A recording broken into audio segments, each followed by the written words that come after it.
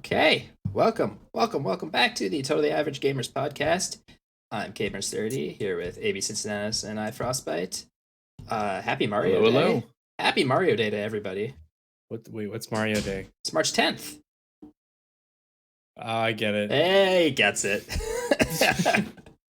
Light bulb. Lots of discounts on Mario games that I own, every single one of them. So, Shit, I was supposed to buy Luigi's Mansion. it's not too late. Oops. Yeah, it's okay. I'll do it later. It's a good game, guys. Definitely recommend Luigi's Mansion 3. But yeah, what a crazy couple weeks it's been. If you missed our Mario Kart night last week, I'm surprised that we're all here together again. I'm surprised we still like each other enough to want to chat. Mario Kart turned ugly. We're in different rooms for a reason. Yeah. Well, I will say this is that we are working on a highlight video for YouTube on that right now. So you get to relive some of that ugliness. I unfortunately couldn't catch every single bit because you weren't looking at people's screens as the worst things were happening. ABC getting hit by red shells literally every race. I definitely only managed to get like one of them, and it wasn't a great. Always right at the finish line every single time. And I couldn't get any of those good ones. You just hear you complain and without seeing it. It was kind of funny too. But that was a fun community night, guys. Anyone who wants to join us for another community night, they will be happening again. I promise I only will hate these guys here. But yeah, it's been a good week, I think. Frostbite, what have you been playing recently? What's going on? I'm so glad you asked. Well, I've been playing a lot of Loop Hero, which I have repped several times on this channel. Finally came out on March 4, about a week ago. March 4. Yeah. So I've been playing a lot of that, and it's pretty fun. It's pretty addictive. It's one of those games where you're always like, just one more run. Oh, that's why I stopped playing Civilization. Oh, except that a run in Loop Hero is like, 20-30 minutes long instead of hours and hours. That's my kind of game. I totally get that problem with Civ. So just Loop Hero, huh? Oh, yeah, I'm not just Loop Hero. Also been playing, I'm almost embarrassed to admit, but I've been playing World of Warcraft Classic. Nothing wrong with that. No judgments last week or so. It's actually because they announced that Burning Crusade Classic is coming back. I was going to say that they're bringing back the first expansion, right? Yeah, that's right. And my girlfriend, who's a big World of Warcraft Classic fan, was excited about that, and I guess she couldn't wait and just was like, "So I subscribed to WoW," and I was like, "Oh, okay. Well, I guess I better sub too, so we can play together." So been doing that as well. Yeah, cool. That's been it's been mostly it for me the last couple weeks. That's some new stuff there. Yeah. ABC, what about you? You've been busy. Yeah, let's hear it. Well, I mean, aside from the usual, I've been playing Animal Crossing daily thing, which continues. We're almost at a year now of playing that game, which is crazy because I don't think I've ever stuck with one of these games that long. I certainly haven't. Let's see. I played through Ape Out on Switch, which I don't know if either of you have ever played it. It's he plays a giant gorilla trying to escape from a facility. It's all top down, but like it's like simple graphics, hyper violent. You grab guards and throw them into walls, and like their limbs fly off everywhere, and like the background music is all jazz, and so like things only like the bursts in the music happen whenever you kill enemies. So like, there will be like a horn flare or like a big drum crash whenever you break something or hurt someone. But like it's short and sweet. It's only really got like 4 real like worlds of sort. I think the game is probably beatable in like an hour and a half. Not bad. Is that it's cheap on the eShop, I assume? I assume it is. Yeah, I happen to have it because I have someone in my family plan who has it. But yeah, it's worth playing. And then let's see. I played through 2 or 3 Super Nintendo games on the SNES Online. Pilot Wings, if I recall? Pilot Wings, yep. Which again, it's a short game, and if you get good at it, you can beat it without doing half of the challenges. And I also played through Easy Mode and Panel Upon, which for some reason isn't on the SNES Online as Tetris Attack, even though that's how it got localized here. But like, if you've played Tetris Attack or Pokemon Puzzle League or Puzzle Challenge, I think is how later games in the series got localized as it. Like, all of those games are the same. They're just tile switching games that kind of fit into like that falling block puzzle style game like Tetris. But so I played through the easy mode of that.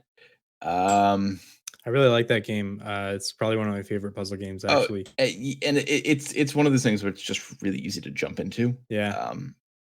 I just think it's weird they didn't put the localized version up. I assume it's because of the Tetris license, but yeah, it might be. But it's so charming. They didn't localize characters. They didn't localize the original version, so that game has menus that are all in Japanese. Mm-hmm. And I was sitting there with Google Translate on my phone, just like, all right, what are my menu options here? It's an extra challenge.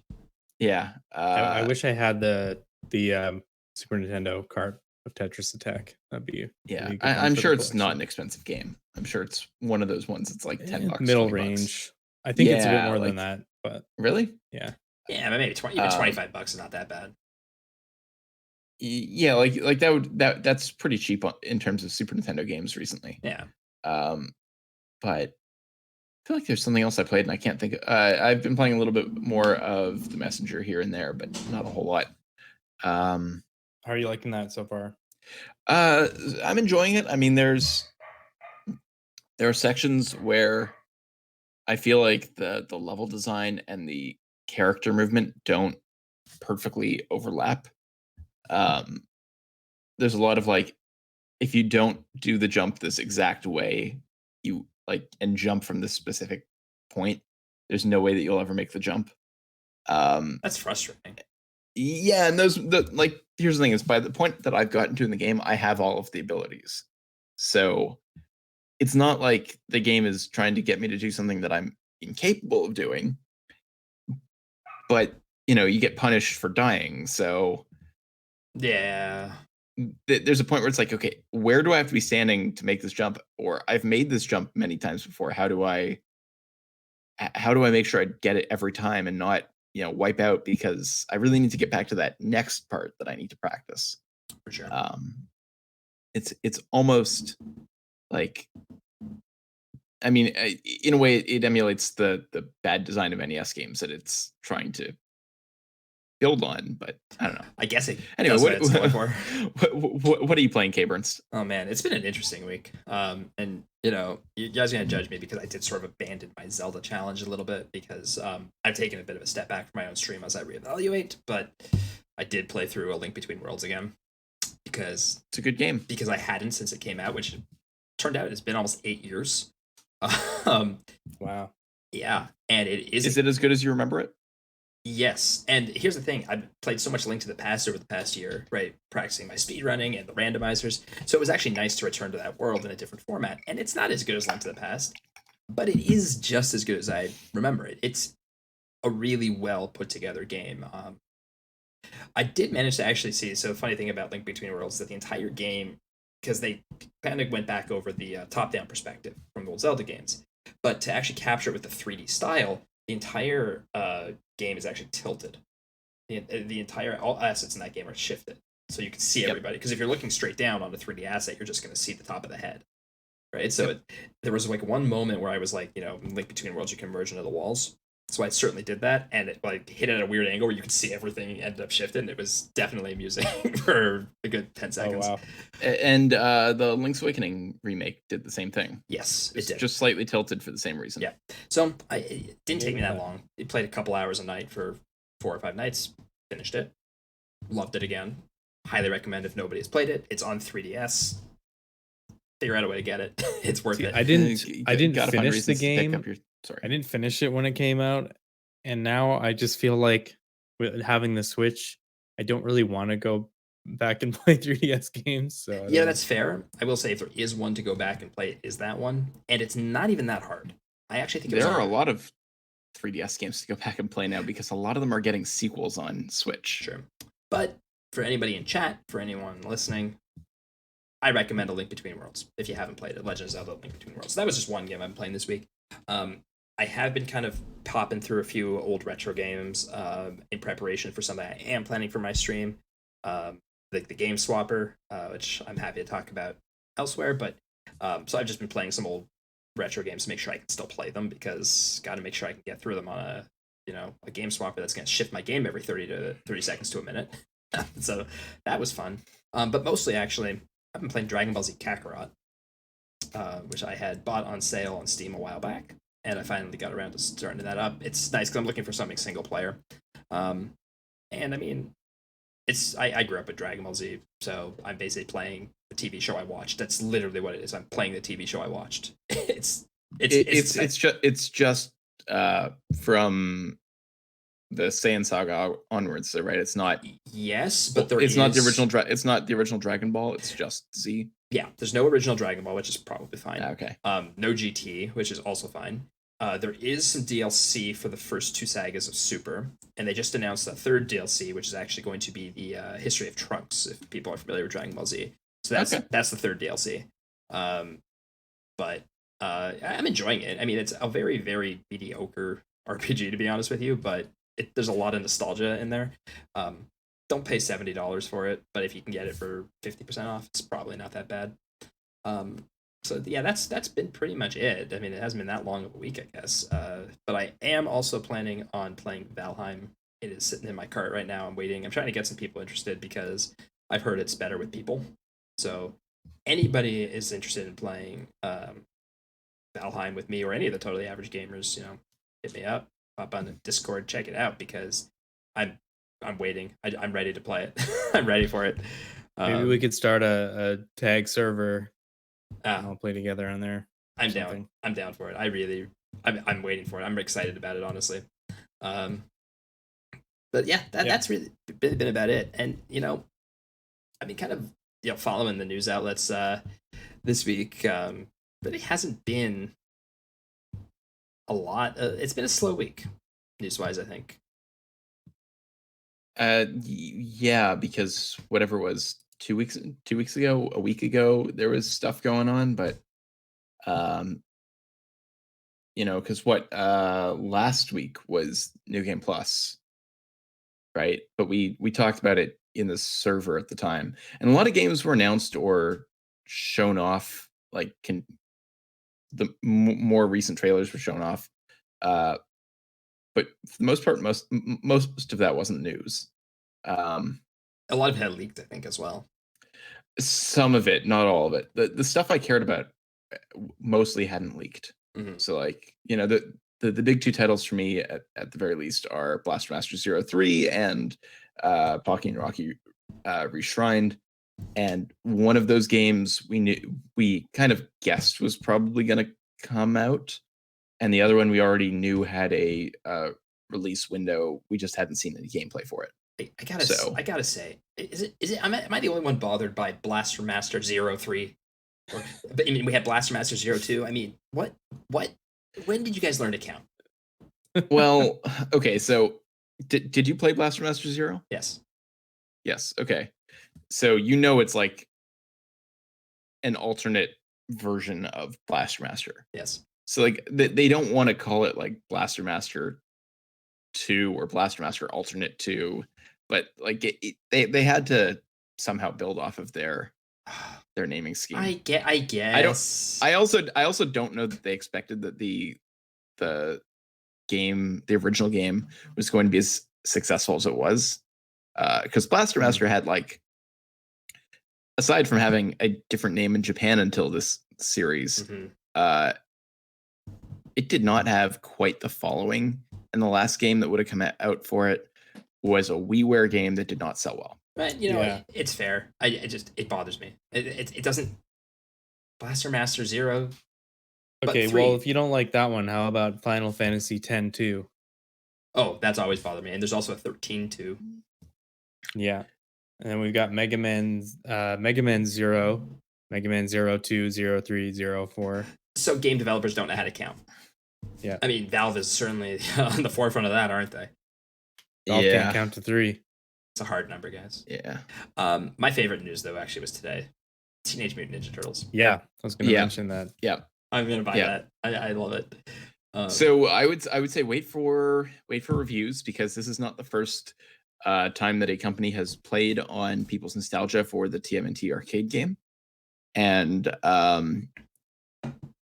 the last one apparently looked the part but didn't play right, and people were like, we feel like almost lied to. So definitely wait on reviews on that one. No, good advice. Always good advice. Unless you know what you're getting, waiting for the reviews is the right way to go. But, yeah. Come on, to be honest. Teenage Mutant Ninja Turtles coming back. It's fun.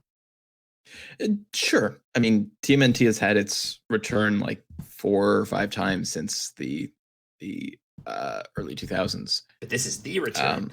Who's making it? Yeah. Hold on a second. I had it in the news thing. I think it was being made by the devs behind Scott Pilgrim. Yeah. Okay. So I trust that then. Yeah. Scott Pilgrim's a great game, and I really should pick it up again because I haven't played it since the PS3 days. Oh yeah, that's one that I mentioned before. We could do a co-op stream of that one. Yeah, I'd be totally down for that. So who's the dev there? Is that .emu or is it .emu or is it Tribute? Tribute. I think. Games. Okay, so I actually have a few games by Tribute for the Switch, and I can say that they handle pretty much every genre well. It seems, as long as it's retro inspired. That's awesome. That's optimistic, I think. Yeah. Yeah, that sounds promising. Yeah. But I think we're in that lull at the end of Q1. We're gonna start seeing some more news, I think, in the next few weeks. So definitely stay tuned, especially as we start seeing game releases in the spring. Excited. Yeah, well, we're gonna get that, and then we're gonna get the lull right before, or the calm before the storm that is Naughty 3. Excited for Naughty 3. Join the Totally Average Gamers for Naughty 3. We'll be there. Where Naughty 3 is held. We'll be not there. Hopefully we can do something for that, because I know those not press conferences are going to happen at inopportune hours of the day. And depending on our state of quarantine, we may or may not be able to do something for them. Yeah, I'll stay tuned, guys. That sounds like it could be fun. I agree. Sounds like it could not be not fun. I don't know. Not. I think that checks out. With that, guys, I'd say we jump right into it. We got a lot to cover tonight. We've been talking about this a little bit among the three of us, and this, not just among the three of us. I talk about this kind of stuff all the time. Games are chock full of Easter eggs, mysteries, hidden content that you're not supposed to find, hidden content that you are supposed to find. Everything from there in between, it's all there. And we're going to cover it. We're going to try and dive into a lot of that tonight. We're going to cover some of our favorites. And guys, if you have things to add, please feel free to pop off and chat. We'll try and get as much as we can and include that in our conversations as well, because this is not something that we can cover in 2 hours. It's just not possible, but we're going to do our best.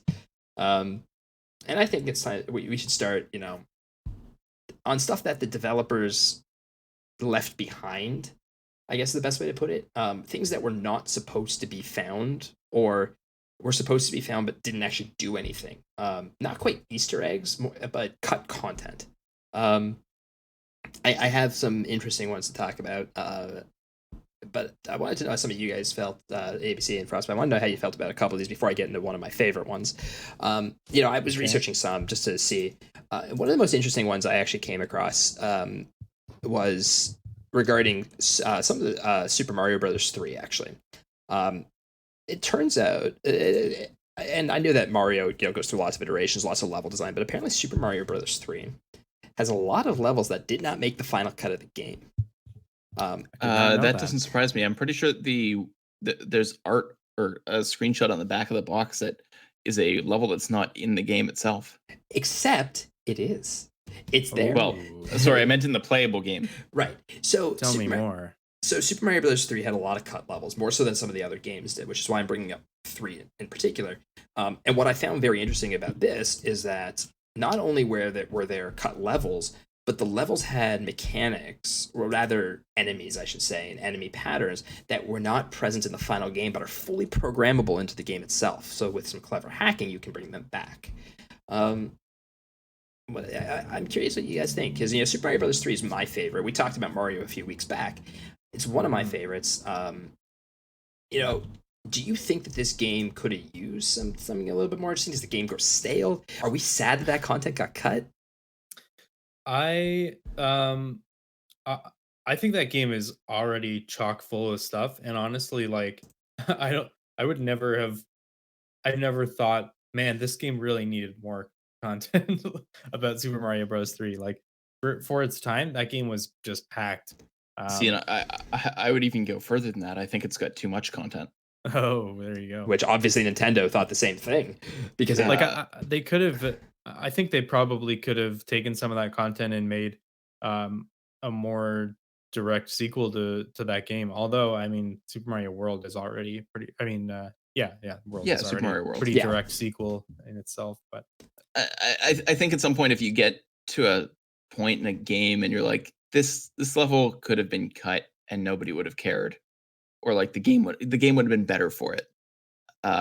And there's actually one or two levels I can think of off the top of my head in Super Mario Brothers 3 like that, where like, it's just adding challenge or adding unnecessary difficulty just for the sake of adding that. And it's only like one or two levels, but if you have any of those, then you've got too much content. You're talking about flying the shell up, of course, right? No, actually, I'm thinking of, there's one of the numbered levels in World 8 where you have to make like precise jumps off of a cliff onto bullet bills, right, to jump over a pipe. It's like 8-2 or something like that, and it's one of the hardest levels in the game, and it has no reason to be there because the levels before and after are not anywhere near as difficult. It's just like one platforming challenge that for some reason is just unreasonably hard. What I just found most interesting is that there were enemies that just didn't that work, that just didn't have another place. I guess you guys raised a good point. That's not one that we really would miss that much. I mean, it stuck out to me as the Mario platformer that had the most like actual content that was cut that's still kind of there. So tell me, did they repurpose any of those ideas in later games? The ones that I can find in my quick research, it doesn't seem to be necessarily. It's possible that some of the levels themselves kind of got recycled. One I found was one of the enemies that didn't make it back was Gold Cheep. Okay. At least in the base Super Mario Bros. 3 game, I'm not familiar enough with Super Mario Advance 4. If they ABC might come back to that a little bit, but we are going to get back into that. But I don't think any of the levels or the enemies were repurposed for that that port. Yeah. So Gold Cheep was an enemy that I found was interesting because you could basically hack him back in. But speaking of Mario, this one it's not just cut content, but it actually is a mystery that was probably debunked and then came back as the mystery was probably bogus. It was just gamers digging into something for no reason. But it turns out it was probably true all along. So, Super Mario 64. um, you know, we've is had our there- experience with L it. is real. Yes, so we've had our experience with this game. Head back about a month ago now to the Super Mario 64 70 star race that we did. That ended with a weird pachinko because ABC got frustrated and decided to frustrate itself more. Such a shameful performance. But for those familiar with the game, there's a fountain in the back of the castle.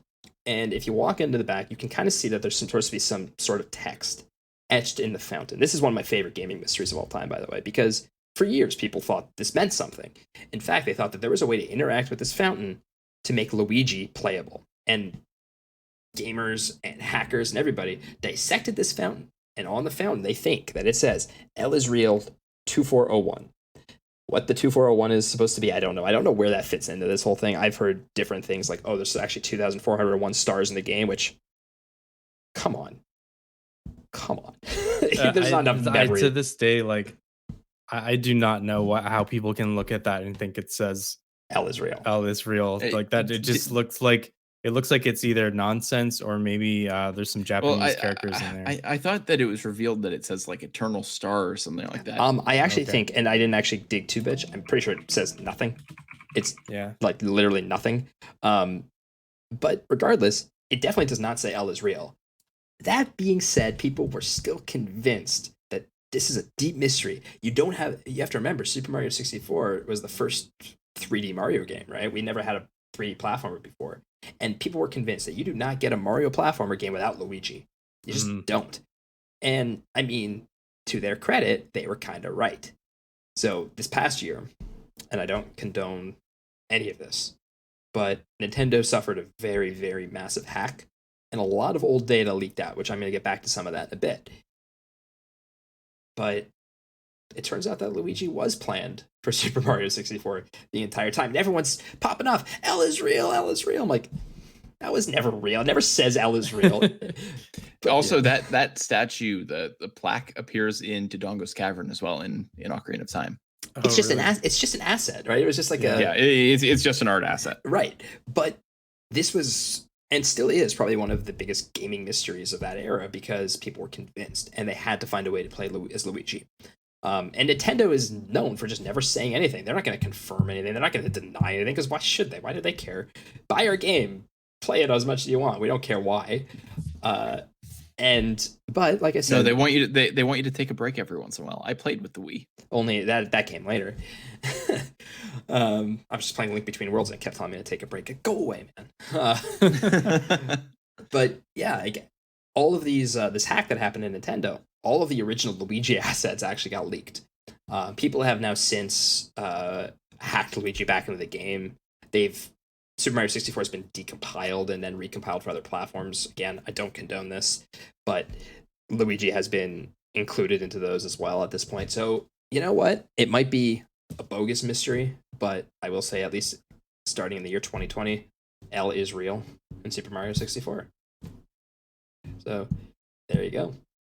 And I'm going to cover one more gaming mystery, especially because this one's still kind of unsolved, at least as far as I'm concerned. It does concern one of my favorite games. And then I'll get into my all-time favorite mystery and cut content. So, right. The one last one is based on this Nintendo hack as well. We saw some stuff, but basically, this kind of dates back to the days of the 64 DD. So, I think we talked about it once, but for those who don't, I think we actually were talking about it last week. For those who are unaware, the Nintendo 64 DD was the disk drive add-on for the Nintendo 64. It retailed in Japan for like a hot second. There was like 14 games that released for it. It failed miserably, never came over to this side of the world. But there was a lot of stuff that Nintendo was planning for the Nintendo 64 DD. For instance, there was supposed to be a Super Mario 64 expansion for this. But one of the big titles that was very, very hyped, it was announced, it was hyped all over the world, was the Ocarina of Time expansion that they were planning. This was known as Uru Zelda at the time. So, this was supposed to be almost like a second quest through the Legend of Zelda Ocarina of Time. That was what it was pitched as. And it was going to include content that didn't make it into the original game. This is what the rumor was, and this is what the mystery was. Now, of course, the 64 DD got canceled. Didn't make it out the door. And then we got the Master Quest version of Ocarina of Time on GameCube, and Nintendo swears this is all Zelda ever was. Do we believe them? Um, I would say there are probably art assets and things like that that they may have started work on for Zelda, but um, yeah, everything that I've ever read about it says that it wasn't far enough in development to really get, because it was being built alongside Zelda Gaiden, which eventually became Majora's Mask. I don't know that it ever got far enough, and I think that part of that is because they split their development time between that and Majora's. But this is the mystery, right? This is what people are still debating to this day. And I mean, I'll take this back because I mentioned this Nintendo leak. This has come back to it. Is now all of a sudden all these assets from Ocarina of Time have leaked out. You know, a lot of them we know are beta assets. We know that a lot of this stuff didn't make the final cut of the game. Old maps, which hackers have made playable. I've watched the videos. You could see people playing on old versions of Kokiri Forest now.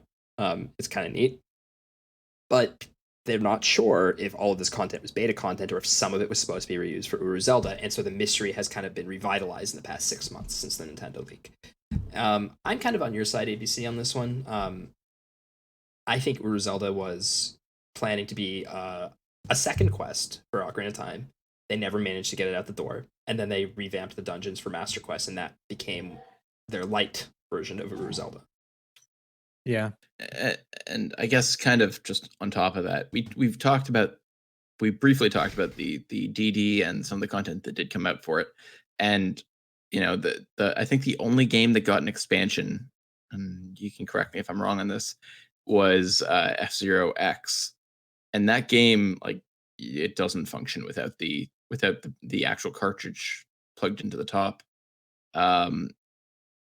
Because it effectively uses all of the art assets already built into F-Zero X normally.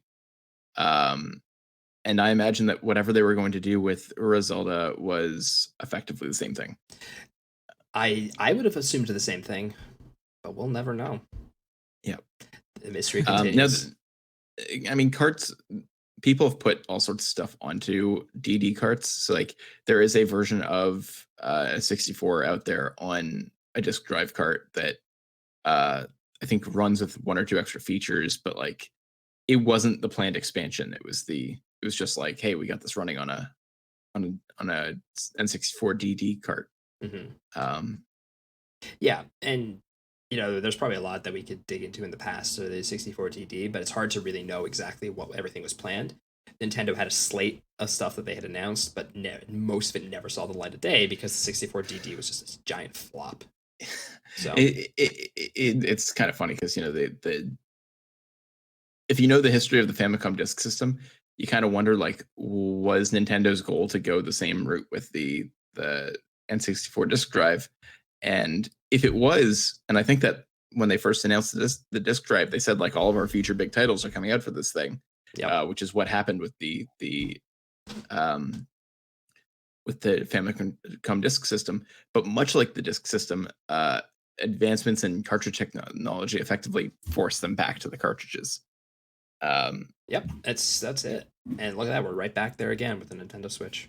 Nintendo just can't quit carts. Yep. Anyway, but now they taste bad. they taste terrible. I wouldn't know. What are you talking about? We all licked I think Zelda they taste when great. it first showed up. So I mean, what? Don't lick your Nintendo Switch carts, guys. They taste bad.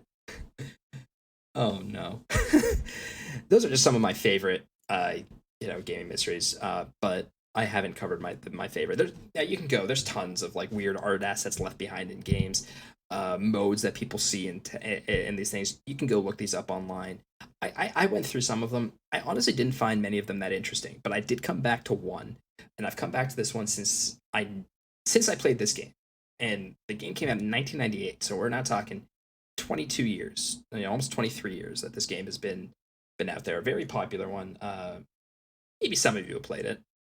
Banjo-Kazooie. Now, I think I've heard of it. I think you heard of it. So if you haven't played Banjo-Kazooie, I don't play Nintendo stuff. Not at all. No, never. Clearly.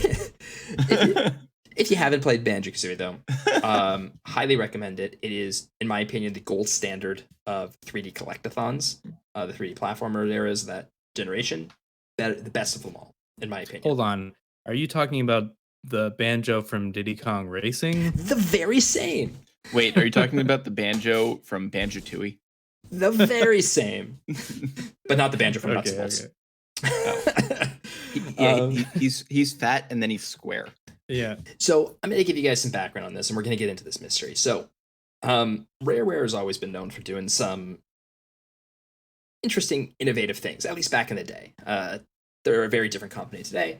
That's a topic for a different day. But if you've ever played Banjo-Kazooie, you would know that as you play through the game, you eventually come into the ice level, Freeze Easy Peak. And when you walk into Freeze Easy Peak, there is a section of the level inside of the walrus's cave. His name is Wazza.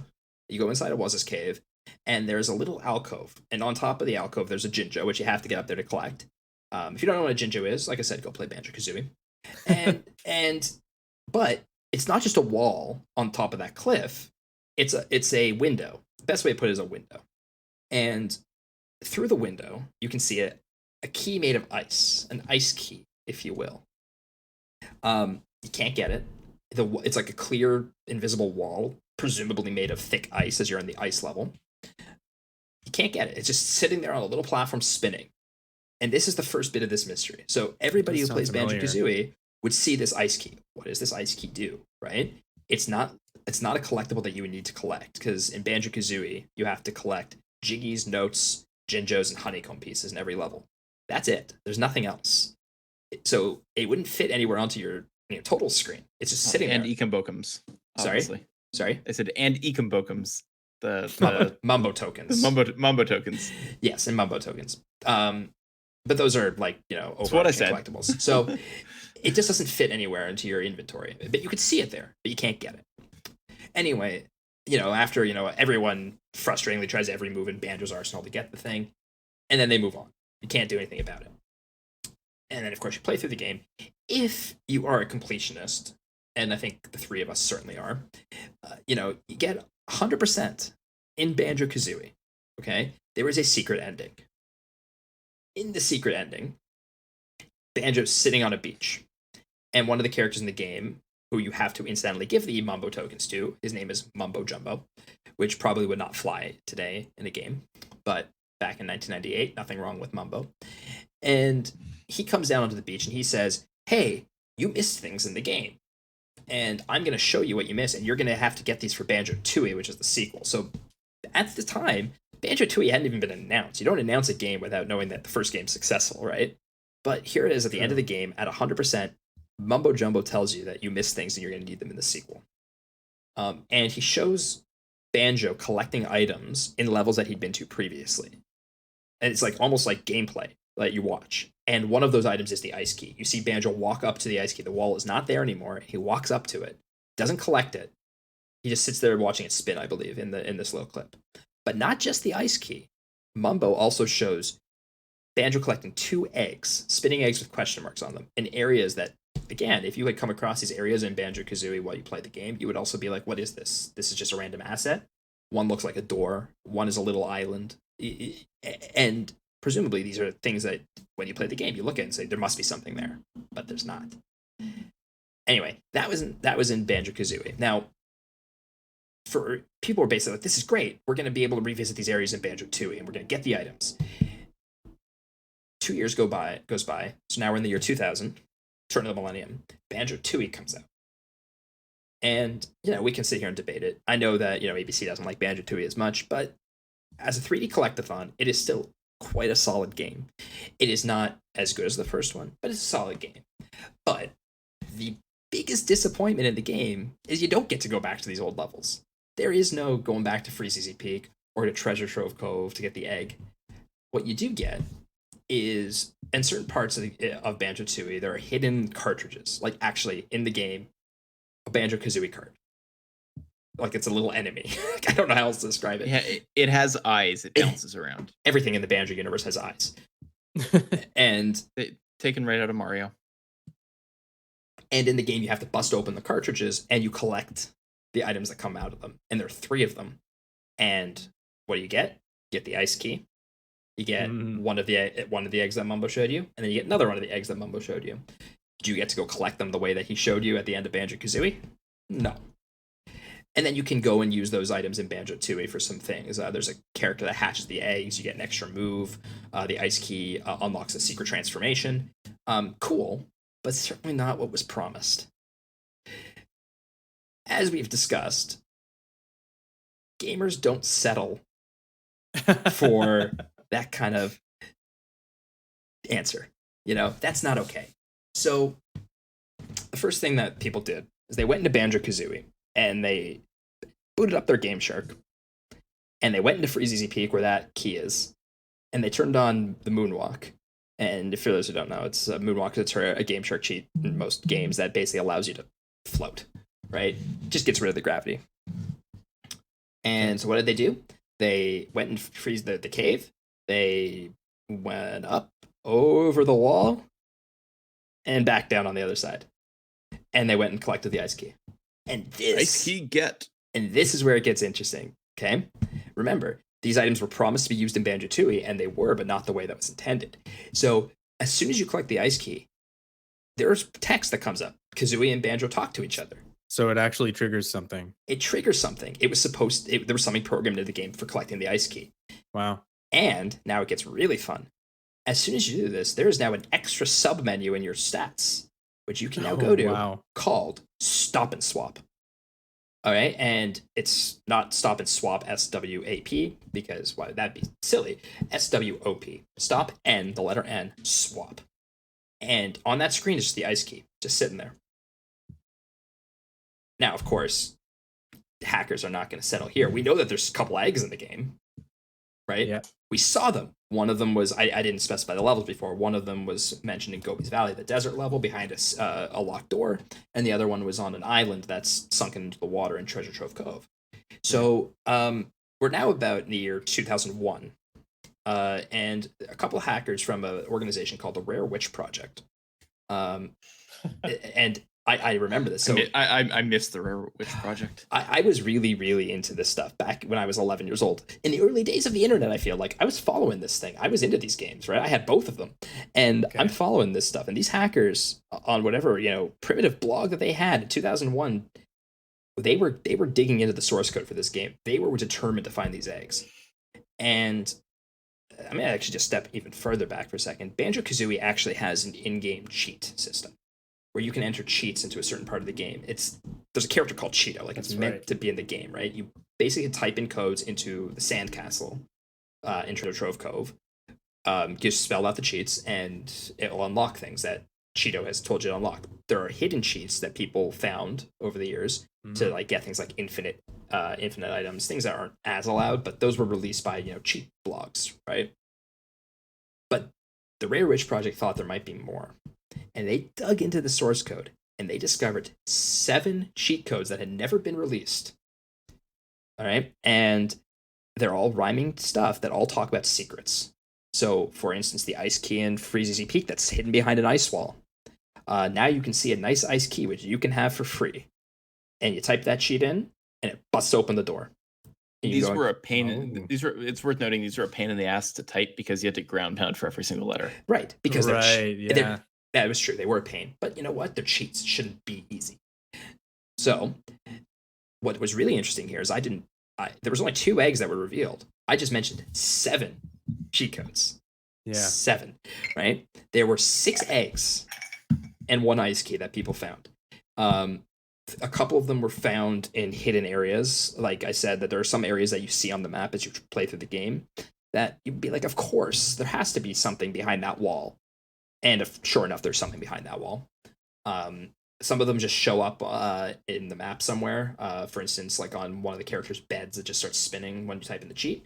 But you can go and collect them all. There are 6 eggs. 2 of the ones that Mumbo revealed, plus 4 more, and the ice key. And when you do it, it fills up that stop and swap screen. 6 eggs and 1 key. And people are like, hey, Rare. Huh? What and the Rare heck? and Rare is like, I don't know what you're talking about. Oh, come on. So pretty much, Rare's like, I don't know what you're talking about. Bunch of Nintendo, trolls. to their credit, actually did publish these codes in an issue of Nintendo Power in 2001, but they do say they don't do anything, which is frustrating because Mumbo told us they do, and Rare is basically saying nothing. They won't say what stop and swap is. They deny that stop and swap exists. And as you know, a 12-year-old gamer playing this game, I was mad. Yeah. I was mad. This is my favorite gaming mystery of all time, which is what the hell is stop and swap? And I think it is the best cut content of all time. It's certainly interesting. Now, I mean, here's the thing: is we know what stop and swap is now. I'll get to that. Okay. Yeah, I don't know what it is. And we're gonna go through the timeline a little bit. I mentioned earlier, Rareware is not the company that they were back then. Okay, Rareware was purchased by Microsoft just a couple years after Banjo-Tooie released in 2004, if I recall correctly. I might have my year wrong there, but I think it was roughly around then. I think I'm close. And they went ahead to start developing Banjo games for the Xbox. Banjo game, I should say, for the Xbox. But Rareware was also a very, for lack of a better word, cheeky company. They didn't just deny that it existed. They joked with people about their denials, right? They used to say, like, oh, I don't know what you're talking about. There's no ice key in the game at all. You see the ice key in the game. It's like literally spinning within your line of sight. There's actually a very little known title called Banjo Pilot on the Game Boy Advance. And Banjo Pilot was one of Rareware's last games for a Nintendo console, actually releasing after their acquisition by Microsoft. It's a bad game. Don't play it. It's a racing game on Game Boy Advance, so that should tell you enough. But interestingly, there is Cheeto in that game, and you can give him notes, I think. Maybe it's notes, maybe it's a different currency. I can't remember. I only played the game once. And there's an item called Stop and Swap. He'll tell you what Stop and Swap is. Now, I don't really, he basically tells you to stop asking him. Don't bother him anymore if you actually pay for it. So this is Rare continuing to mess with you.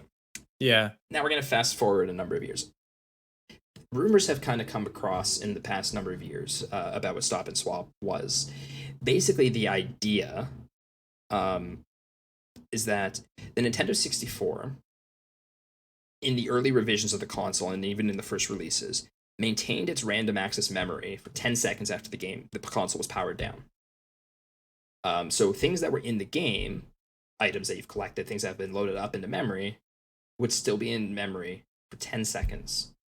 So this is just a rumor at the time. People say it came from Rare specifically. It's hard to know these things. But the idea was that Rare intended you to quickly shut the console off, pull your game out, and then stop and swap in Banjo-Tooie within 10 seconds. The problem was that this was considered dangerous to do that fast. They actually, I think, were suggesting pull the cartridge out without powering it off. That's what I had heard. And swap the console. This is where it's murky, right? We don't know, but it was both things that had been coming out, one or the other. And the idea was that you would then load in Banjo-Tooie, and the random access memory that was maintained would know that you had collected these items, and they would be swapped into your game. And I think there's other rumors that suggested that the codes would actually be found within Banjo-Tooie to take back to Banjo-Kazooie with the items. Yeah. This was all make sense. And this was all hearsay. And what they do in Banjo-Tooie, the items that you find in the creepy carts with eyeballs that you have to bust open, those things, basically what they were always going to do the same thing, right? You would give the eggs to Heggy, who's the character who hatched the egg, and you would use the ice key to unlock the special transformation, which lets you transform Kazooie into a dragon, frankly. Cool. So they basically said, like, it was kind of clear that the content still made it in, but not in the cool way that they had intended. Also, don't forget there were 6 eggs found in Banjo-Kazooie and only technically 3 eggs in Banjo-Tooie. There's like a special extra one that sits inside of Heggy's house. So the mystery deepens. What were the other eggs for? And now we get into Banjo-Kazooie nuts and bolts. Oh, there's more. Oh yeah, this continues. There's actually more than this as well. Oh yeah, we go for a while. May I offer a theory on this so far, or Yeah, should I hear hold it. it until Let's later? hear what you think so far. Well, my theory is that sounds like a pretty good possibility that maybe Rare figured out, like, oh hey, we could do this cool thing where you just like hot swap your games and we can carry an item over from one game to another. Like maybe Rare figured that out and they were like, hey, we want to put this in the game. And then Nintendo said, no, we can't be telling people to do that. That's going to be dangerous. That could break their Mhm. hardware or their games. And then so they had to can the feature. And then maybe Rare wasn't like, basically probably Nintendo said, you know, you cannot promote people doing stuff like that with the hardware. So they just weren't allowed to ever acknowledge that existed. That to me seems like it could be a pretty good explanation for all of that. Hold that theory. So when Okay. I mean this saga continues, it continues up until about 2 months ago. Okay. So Okay. so Banjo-Kazooie Nuts and Bolts, like I said, I lied before. Banjo does star in Banjo-Kazooie Nuts and Bolts. Yeah, he's just fat and then he's square. We talked about this. He really is. News Cabrants. He really is fat, and then he Bizarro really is Banjo. square. They really do ruin the assets in this game. I don't want to dig too much into the disappointments of Banjo-Kazooie Nuts and Bolts. I mean, this was 8 years after Banjo-Tooie, and people were really excited for a new Banjo game, and it is not what people wanted.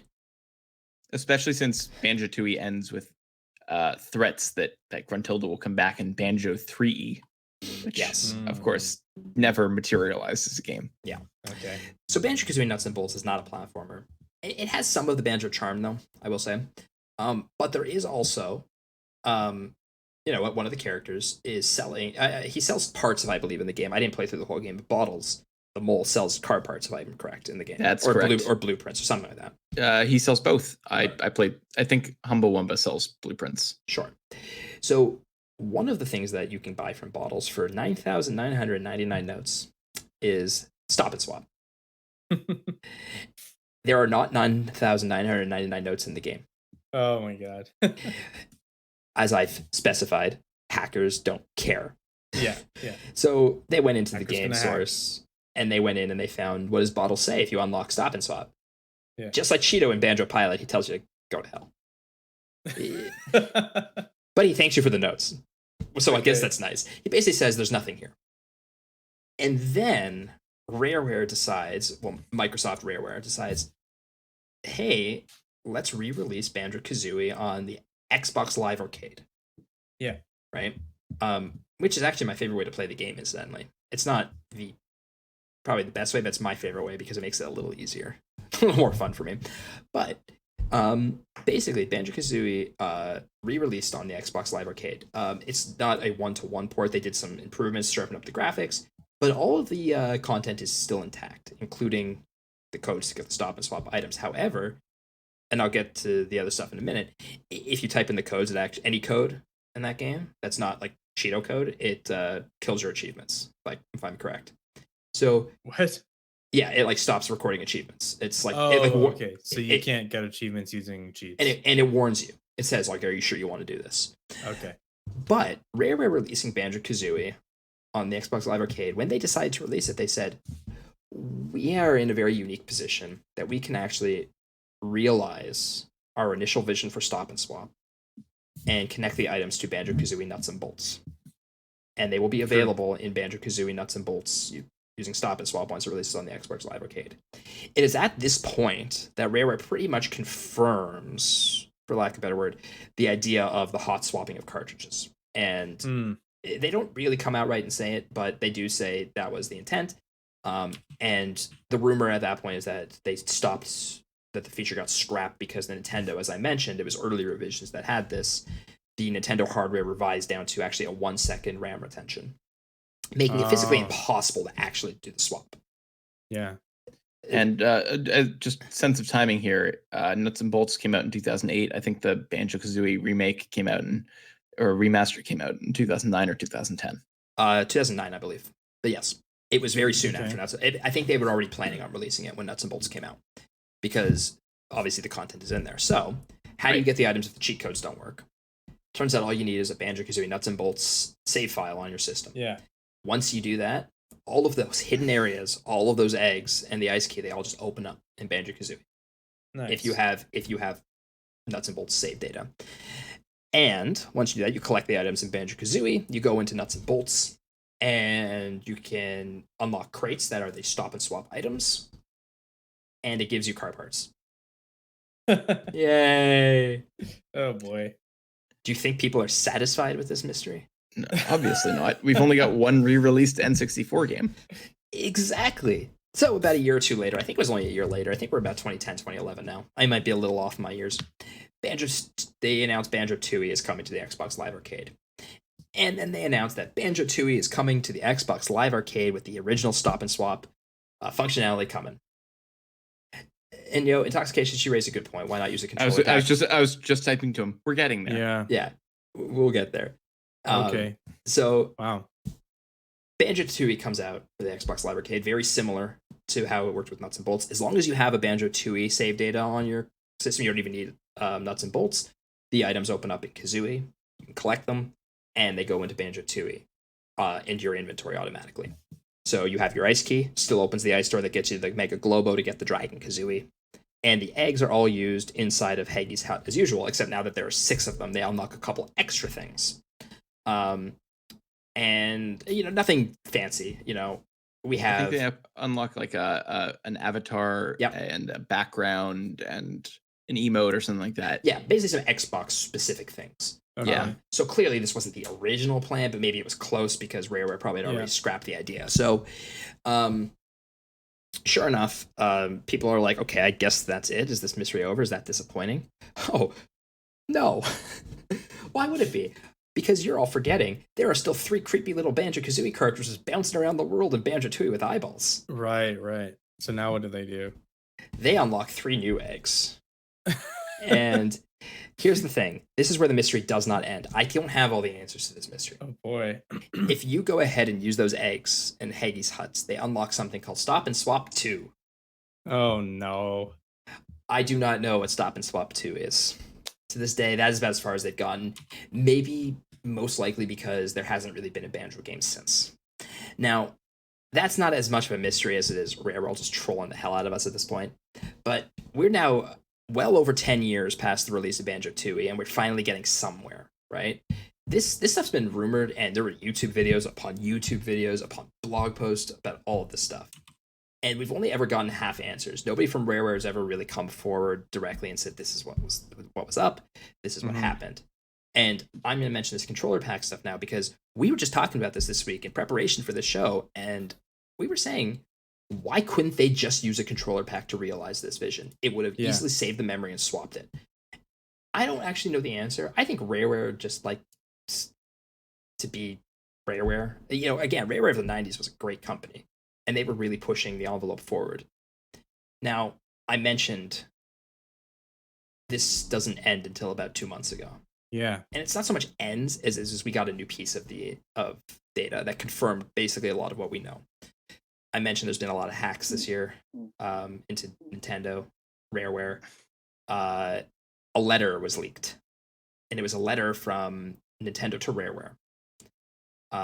And Frostbite, you're gonna love this because your theory's dead on. It confirms that Nintendo got wind of the feature. Rareware did not tell them in advance that it was programmed into the game. As is, par for the course for Rareware. They did this. They were known to do this kind of thing. And Nintendo had said, obviously, this is not safe to do with the Nintendo 64. The RAM retention doesn't work. We also tell our our gamers not to pull your cartridges out while the system is on. This is contrary to that. This is all, you can find this letter online, and basically says all this, and they say, we kindly request that you stop development on the stop and swap feature. There you go. I think this was somewhere between Banjo-Kazooie and Banjo-Tooie that this letter was probably written. Maybe it was before Banjo-Kazooie came out, but here's where it gets even more interesting, and this is based on some old theories too. It doesn't just mention Banjo-Tooie in the letter. It also mentions Donkey Kong 64. Okay, I was hoping you were going to go there. that the items were also apparently rumored to swap into Donkey Kong 64. And now this takes us back 20 years ago, back to the Rare Witch Project, hacking through the games. They found note of Ice Key inside of the Donkey Kong 64 game code. That's about all that was left behind there. There's nothing that suggests anything else in Donkey Kong 64 had these items, except for the fact that Ice Key is mentioned there. But And there's the history of Fungus Forest and Fungi Forest, which was effectively the Banjo team and the DK team had content they got cut from one game that may have been repurposed in the other. yeah, And so this would not have been the first time that there would have been content that crossed over. correct.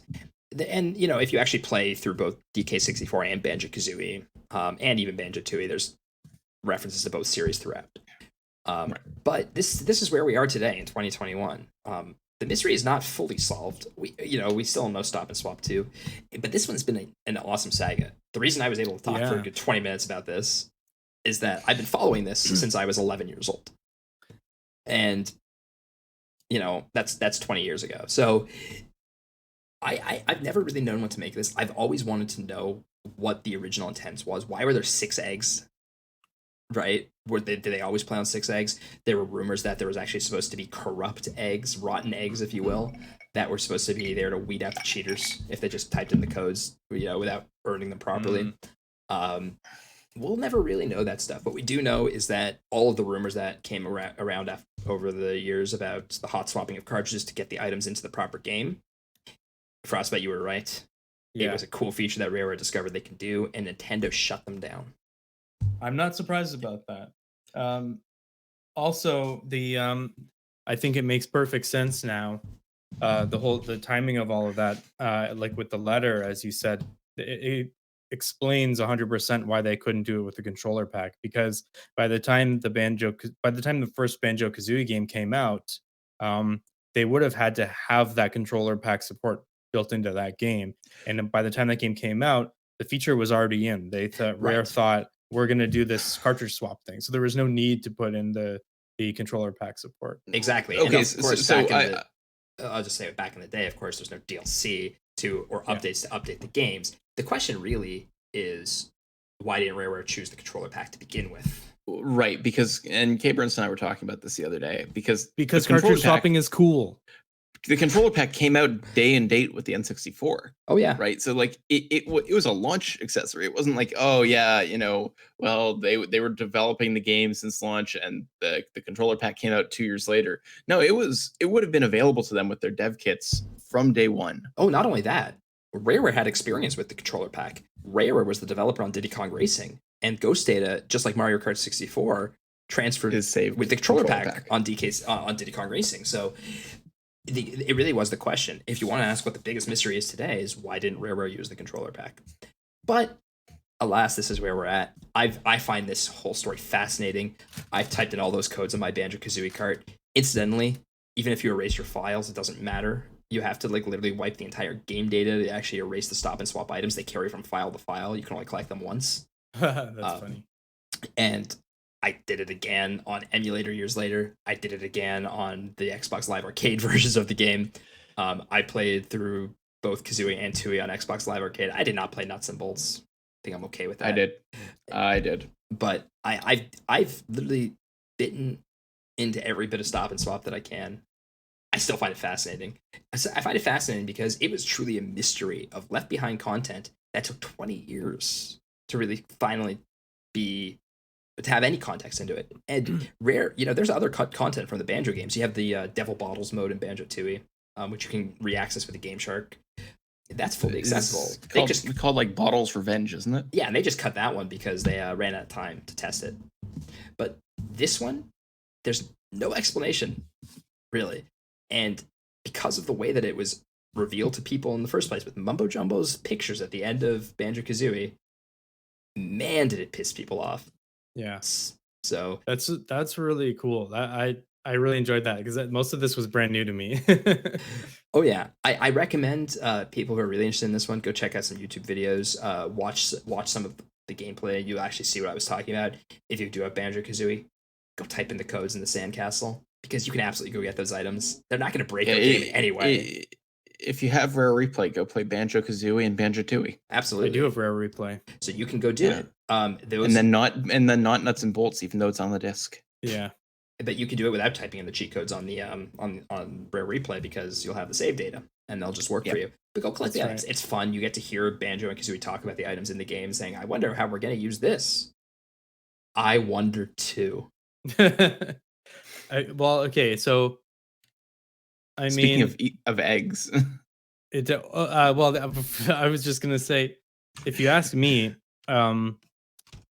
it seems like the existence of the Swap and Stop 2 and Banjo-Tooie kind of suggests to me that it sounds like they're hinting that they wanted to make Banjo 3, or that they were making Banjo 3, I think, and that there was going to be a similar swap and stop feature between Banjo-Tooie and Banjo 3. I think that might have been some plan. Like I mentioned, Rareware is not the company that they were back in the day, and they're working on very different things today than they were.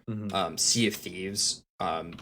Right. I've played it. It's not really my thing, but also the vast majority of the team that would have been there at the time is now over at Platonic. Which, yeah, but that doesn't matter anymore, right? The property is sure. I just mean like that if the team that wanted to do Stop and Swap 3, like they're not there anymore, right? But right. if I get like, if I was a fresh face today at Rare, and they were working on a new Banjo game, I'd be like, we got to do Swap and Stop too. Like, you got to pick up that torch and I honestly finish believe the race. You know what I mean? And I believe you're right. I believe if they ever make another Banjo game, they will. They'll do something, because it's lore at this point. It really is. Exactly. And in the Banjo community, it really is like this big deep thing that's everyone knows about it. But like I said, Rare's focused on very different things nowadays. Sea of Thieves has a very vibrant community, and they were committed to supporting that game long term.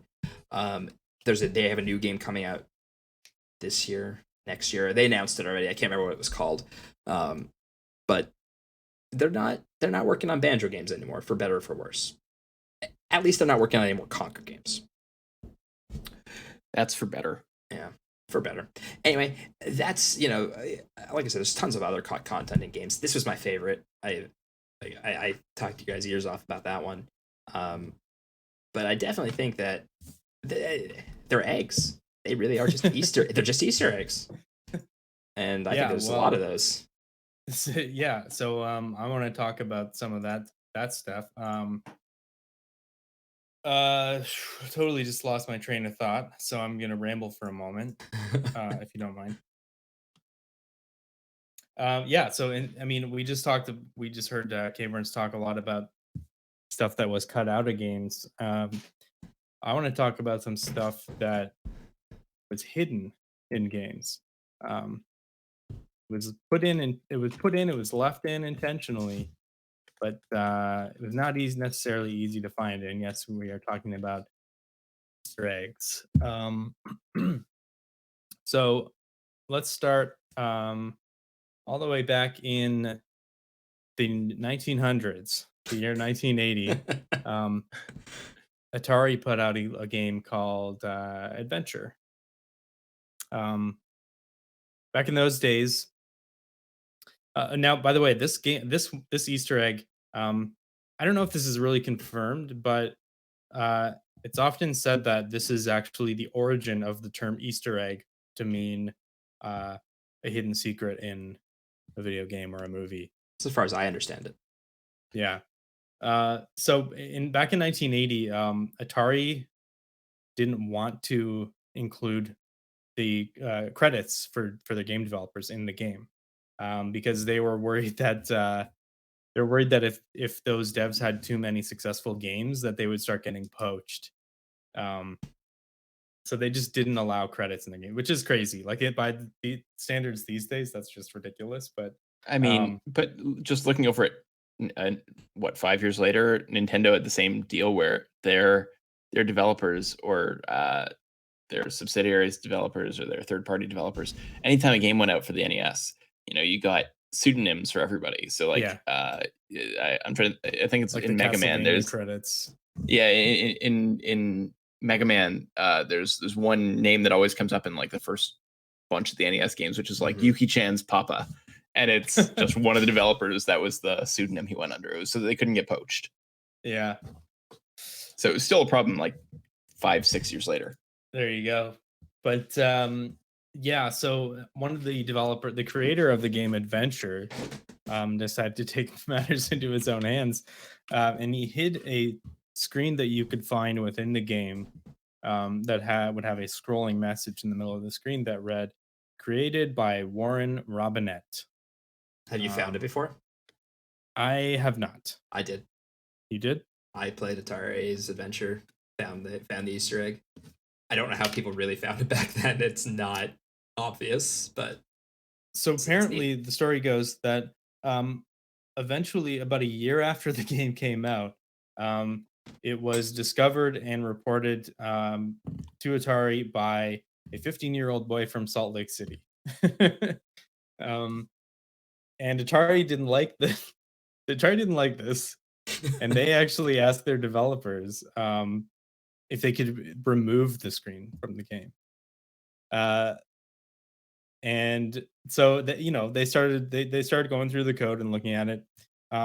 And apparently one of their developers joked that if he was going to remove it, it would be to replace it with his own game, or with his own name. I mean, because I guess they probably, the other developers kind of liked it, like this whole it's a little bit of an FU to Atari, like that's what you get for not putting our give me my credit, our names in the game. Yeah, exactly. But anyway, they decided eventually that it would be too costly to remove the screen and then have to reprint and reship the game. And then they ended up also spinning it. Their marketing team ended up spinning it. Like they decided, like, hey, let's actually just run with this and and maybe kind of use this as a marketing tool. Like, hey, there's this secret thing hidden in the game, and so that's what they did. And they decided that one of their marketing people used the term Easter egg because it's like on Easter, when you hunt for Easter eggs, right? It's like, let's hunt down the secret little nugget within the game. And apparently that's the origin of the term for the specific use, to mean like a well hidden secret. Instantly the subject of the book, very popular book, Ready Player One. Oh yeah, I actually never read it. But this story is very central to the background of that plot. Oh, there you go. Yeah. Yeah. So not only did they run with it and publish this, they also promised to gamers that they would be hiding Easter eggs in all of their future games, which they did go on to, and they did begin to do that after this. So that's the first, as we know it, or one of the first perhaps Easter eggs in video games. Next one, let's jump ahead to I believe it was, I didn't write down the date here. We're talking Link to the Past, Legend of Zelda: Link to the Past. It was 1990 or 91. 1991, I believe. Oh, maybe 90. I should know that. So there is a secret hidden room in Legend of Zelda: Link to the Past that is full of rupees and a plaque on the wall with a strange message that reads, "My name is Chris Houlihan. This is my top secret room. Keep it between us, okay?" Now, for a long time, nobody knew who Chris Houlihan was. But the theory is, in the year 1990, in September and October 1990, Nintendo Power magazine held a contest to take a picture of yourself fighting the War Mech enemy in Final Fantasy. They never announced a winner, but in 1994, 4 years later, Club Nintendo magazine in Mexico reported that the winner, that Chris Houlihan was the winner of that contest. This was never confirmed by Nintendo Power. Chris Houlihan himself has never been discovered, or has never come forward to identify himself. To this day, he's still never come forward. To this day.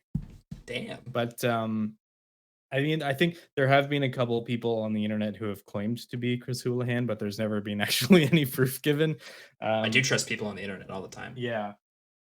So there you go. And there the game is sort of like uh accessible through um unusual means in the game. Like you can't really just like you don't just like walk into a room and it's right there. You kind of have to like hack your way into it. It's actually built as a failsafe room. Yeah, Yeah. that's what I've heard. So if you if you end up you're in a state where you're loading into a new room and the game doesn't know which room it's supposed to be, then it throws you into that room or something like that. Is that It's how it exactly works? it. And when you exit, Yeah. I think you always exit at Link's house. That's correct. So I mean my theory is that uh they kind of ended up maybe pulling it from the game for some reason. Like I imagine that if that was part of the contest, that they would have made the game actually made the room actually accessible in the game. I would think. I don't know, unless maybe there were they may or maybe Nintendo Power was supposed to publish later on some kind of method to actually access the room or something like that. But it's very strange that they never officially announced the winner. He's never come forward. They never like none of it was really ever. I should mention in the contest, they never specifically said which game your name would be put in either. It was like the A whole future thing was Nintendo very game. like people. Yeah, it was a future game. The whole thing was very just strangely handled and Also, very weird. But you mentioned also to win this contest, you had to take a picture with like an enemy in Final Fantasy. If I understand yeah, it, that enemy's really really hard to get to in the game. So in Final Fantasy, so like it's not even yeah. like an easy contest to win. Well, see, yeah, I read the same thing, but that doesn't really sound that strange to me because back in those days, I think Nintendo Power had many readers, and if they made it easy, they would have had like way too many entrants. I think, right? Right. That's a good So point.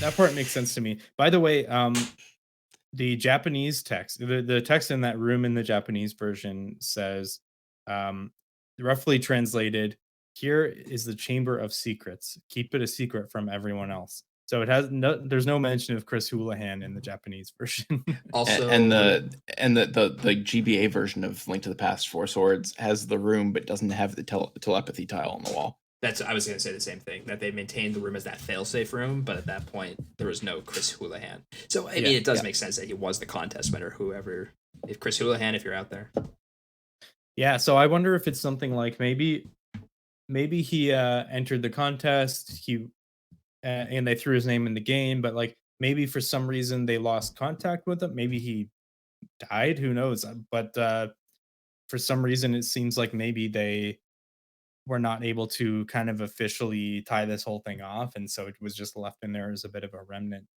or something. still Um, pretty neat.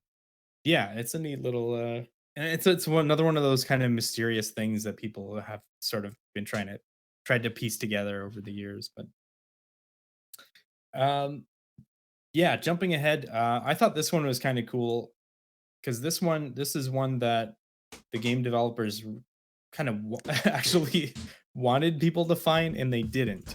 So I'm talking about Batman Arkham Asylum, which was released in 2009. I'm going in chronological order here. Just thought that would be interesting. But um, so Batman Arkham Asylum. I guess the devs thought people would find this one, but after 6 months of the game being out, um, nobody reported having found it. So what they did is they hid a I haven't played the game, but if you blow up a specific wall in the warden's office, it reveals a secret room, and the room contains a set of large blueprints posted up that show a huge city-sized expansion to Arkham. This, of course, is teasing the game's sequel, which is called Batman Arkham City.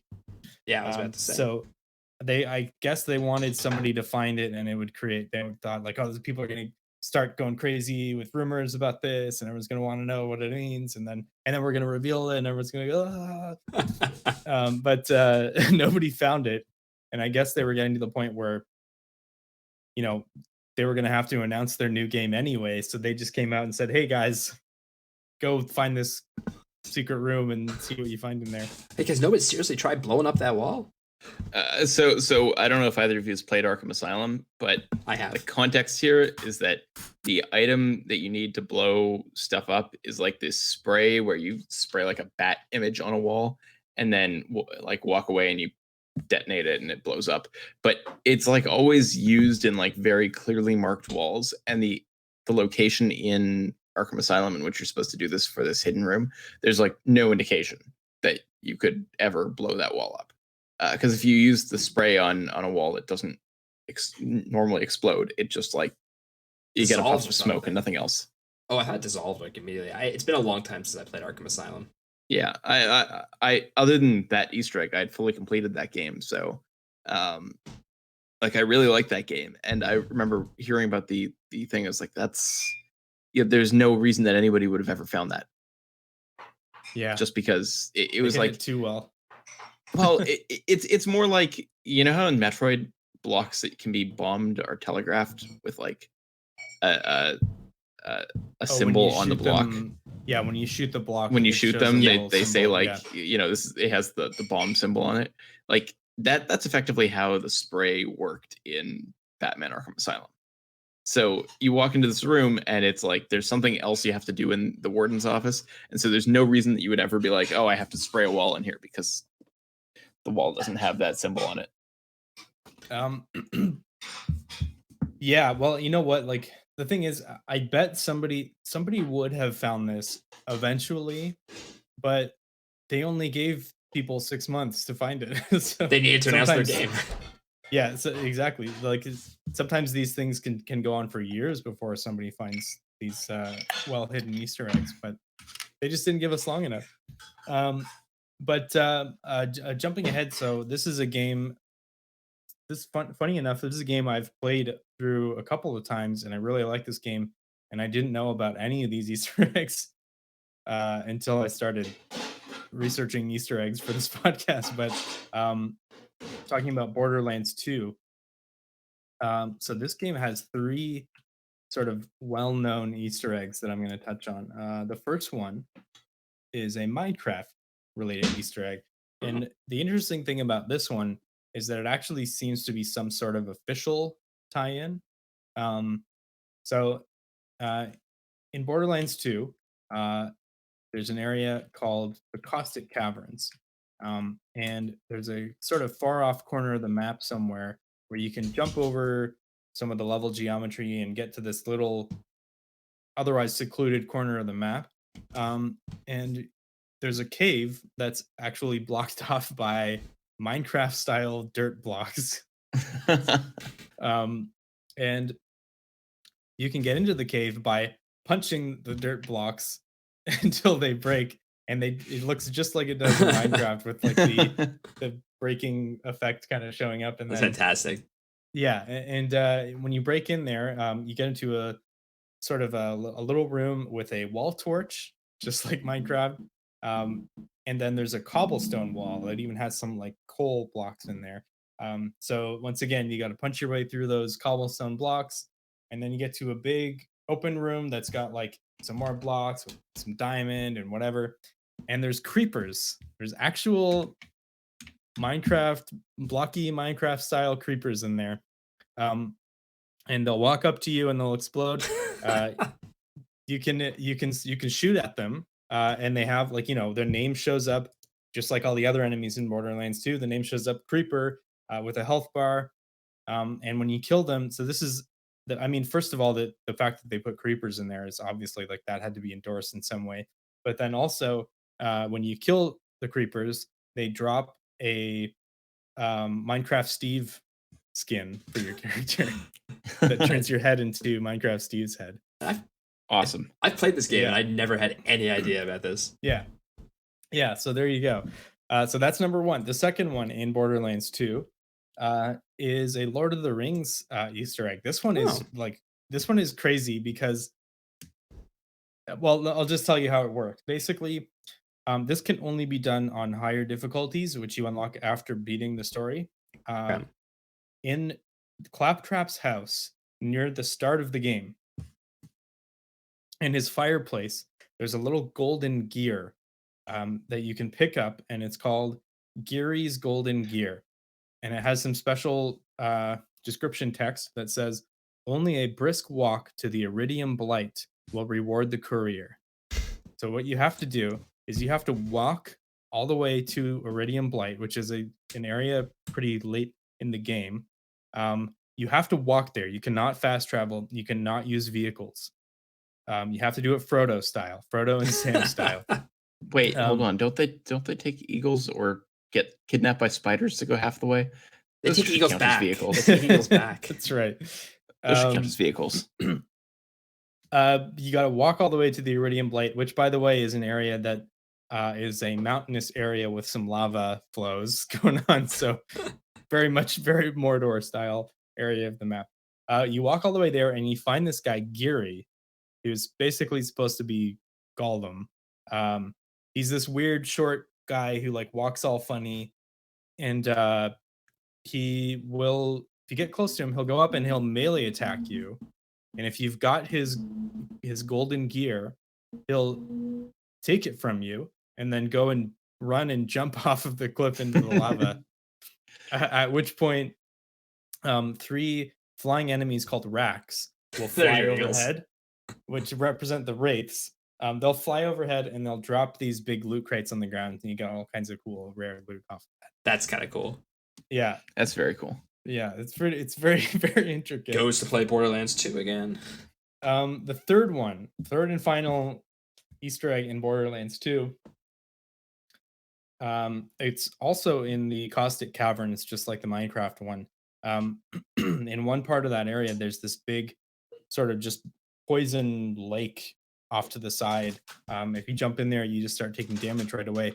But in the distance, there's a little island, rocky island there with a big tree on it, like this big, it's a big sort of withering tree that's just growing, and it looks very,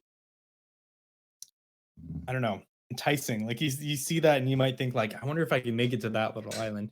Sure enough, if you're willing enough, you can just make it to that island. And when you get there, you'll find little remnants of a bonfire on the ground with a sword sticking out of it. The Dark Souls.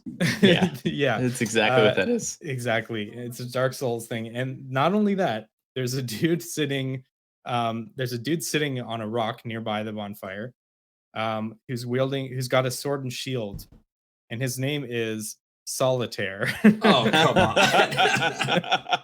It's not quite Solaire, it's Solitaire. And then also on the rocks next to the bonfire, if you hang around long enough, ghosts of other similar looking characters will start to appear, just like they do in Dark Souls. That's great. Praise the sun. If you talk to this Solitaire guy, all he does is laugh. So I guess it's just like they're like, "Hey, yeah, we put this Dark Souls Easter egg in the game."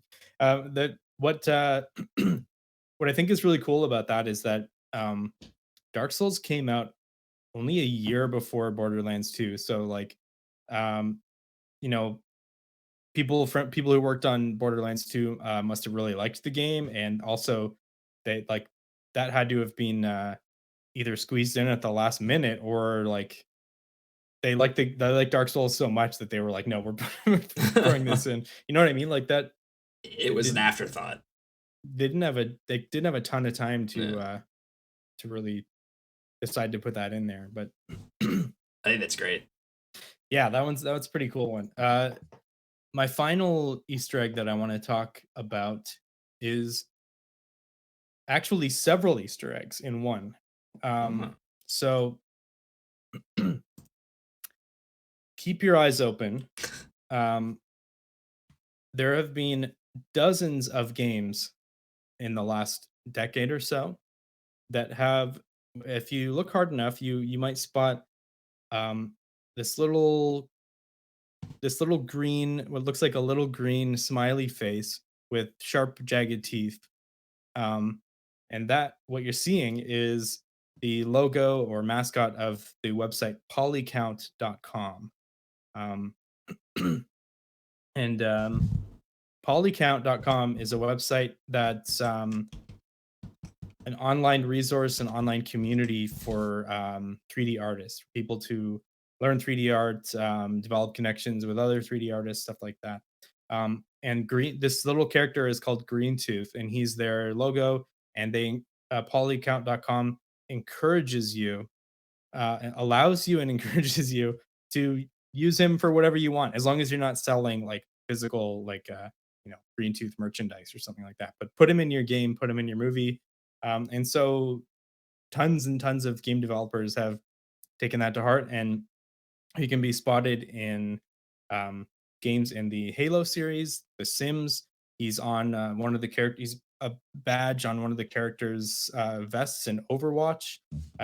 He's in the Spider-Man PS4 Spider-Man. He's also in Borderlands, in Borderlands 3, and way more games. Like he's been in a bunch of indie titles as well. Yeah, keep your eyes open. You might just spot him yourself. Now I'm trying to think if I've ever seen him. I don't think I have, but I gotta go back. Yeah, there's a thread on Polycount where people will post spotting games where they've spotted Green That's Tooth. neat. Yeah, That's check it out. awesome. That's and that's all I got for Easter eggs. All right. So we've talked about Easter eggs, and we've talked about cut content that doesn't actually lead to anything. But I think the area of like game secrets that I've always found interesting is cut content that wasn't. So content that is in the game that is either accessible with a cheat device or accessible with external means, but like unless you knew about the content, you never had a way of accessing it. So like I guess a quick example would be I don't know if you guys ever bothered playing the Game Boy version of Space Invaders. It's a subpar version of Space Invaders, except you can plug it into a Super Game Boy on a Super Nintendo, and then it is an awesome version of Space Invaders because the cartridge includes an entire second game that is effectively a Super Nintendo game shoved onto an NES or onto a Game Boy cart. That's neat. Wow. Yeah, and if you go look at video footage of people accessing it, like you plug the game in and it's like, oh hey, did you want to play this shitty Game Boy game, or did you want to play this other thing? I'll take the shitty Game Boy game, please. Right, and so it's one of those things where it wasn't advertised on the box that it had Super Game Boy functionality. It was like, yeah, sure, it's a Game Boy game. Of course you can play it on Super Game Boy. But people found it, and it's like they didn't advertise it. It's there. It just is, right? And there are a few things like that. We talked about this last week during the Mario Kart stream, that F-Zero GX on the GameCube contains an entire arcade game on it that without a cheat device is not accessible. And the story behind that is, so F-Zero GX was made by, I think the company was Amusement Vision. You probably know their name if you're familiar with Super Monkey Ball. They're a division of Sega. They make arcade cabinets. They made a bunch of GameCube games. They made a few games in general in that generation of consoles. And one thing that they had previously done work on was taking the original Monkey Ball and porting it effectively to the GameCube. And that's where Super Monkey Ball came from. When they were making F-Zero GX, they simultaneously were working on a counterpart, like companion game for it, where you could take your memory card from GX and like bring your machine that you created in F-Zero GX and play with it in this arcade game. Neat concept, but F-Zero AX only had 20 machines ever installed in North America, which is a crazy low number of machines. And given the time that it would have released, mid-aughts, like the feature really existed because of the Japanese market. Right. But and you're gonna see that's a trend here with most of the things that we talk about. But Sega had this habit of building their arcade machines to be kind of interchangeable with console hardware at the time. So like the Sega Naomi was effectively just the Dreamcast as a arcade machine. And in some ways, the GameCube had its equivalent in these machines that Sega was making through Amusement Vision. So if you have an action replay, all you have to do is plug that in, start up the disc, and check the box or type in the code that unlocks or that boots to F-Zero AX when you put in your F-Zero GX disc. And if you have F-Zero GX save data on a memory card, you can play as intended, sort of, using your machine, but on a GameCube, which is like a totally bizarre thing that people found by hacking into F-Zero GX to find, whatever assets were in there. 2 games in one. And it's worth noting that like F-Zero GX does all sorts of weird things. It runs in a special widescreen mode. It runs at a high, like extremely high frame rate for the GameCube. So like people were looking into it to see, how does it do these things? And they found, oh, there's a whole second game on here. What the fuck? Wow. Were there a lot of like shared assets between them or something? Well, I mean, it's shared assets plus you could literally take save data from GX and plug that into AX. Mm-hmm. So how does that work? I always thought that was I don't even understand. It's a different game, right? Like, okay, so that's not the only F-Zero game that has extra content on the cart, though. Right. So, quick question: who knows what this is? An e-reader card. It's an e-reader card. You're the only one in the world with an e-reader. Yeah, I'm in North America. We'll get back to that. So the e-reader was an accessory for the Game Boy Advance. It was the second version of it. If you were in Japan, they had a version that didn't have the link cable. We got the version that was equivalent to their second version of the device. You scanned these special dot code cards, and the original version of the machine just had like little mini games. You could play NES titles, but the link cable version was designed with the idea of unlocking content in other games. And this was both Game Boy Advance games and GameCube games. So probably famously, there was content in Animal Crossing that you could unlock. There was content in Pokemon that you could unlock.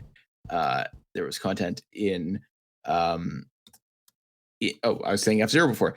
F-Zero had, or F-Zero GP Legend in North America, which was F-Zero Falcon no Densetsu in Japan, Legend of Falcon. The first of the GBA F-Zero games that they got had e-reader support, and the e-reader support let you unlock extra vehicles and extra characters, and I think a few extra tracks. But here's the thing. The e-reader doesn't work by creating new content in the games. The e-reader is a system of locks and keys for existing games. So every game that had e-reader support actually had all of the content already on board in the cart. Of course, yeah. That makes Pokemon sense. Was an example of that.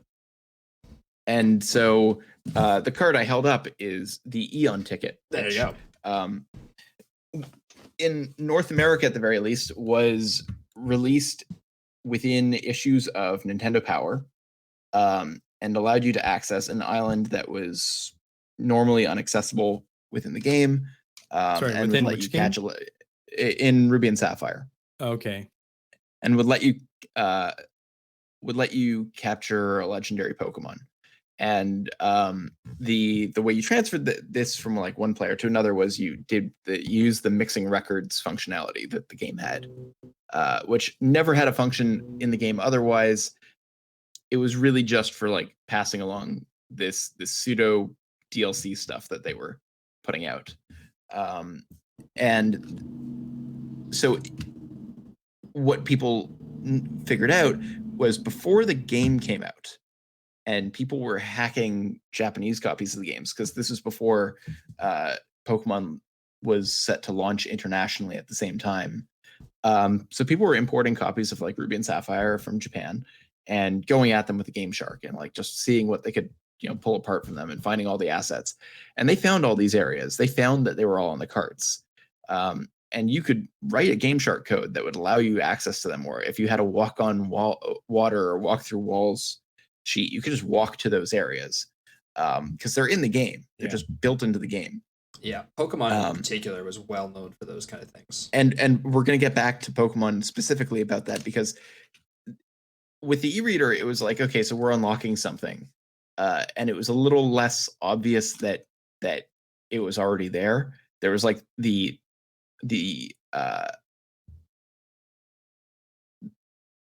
almost the facade that like, yeah, you were adding something to the game, not that you were just unlocking a part of the game that already existed.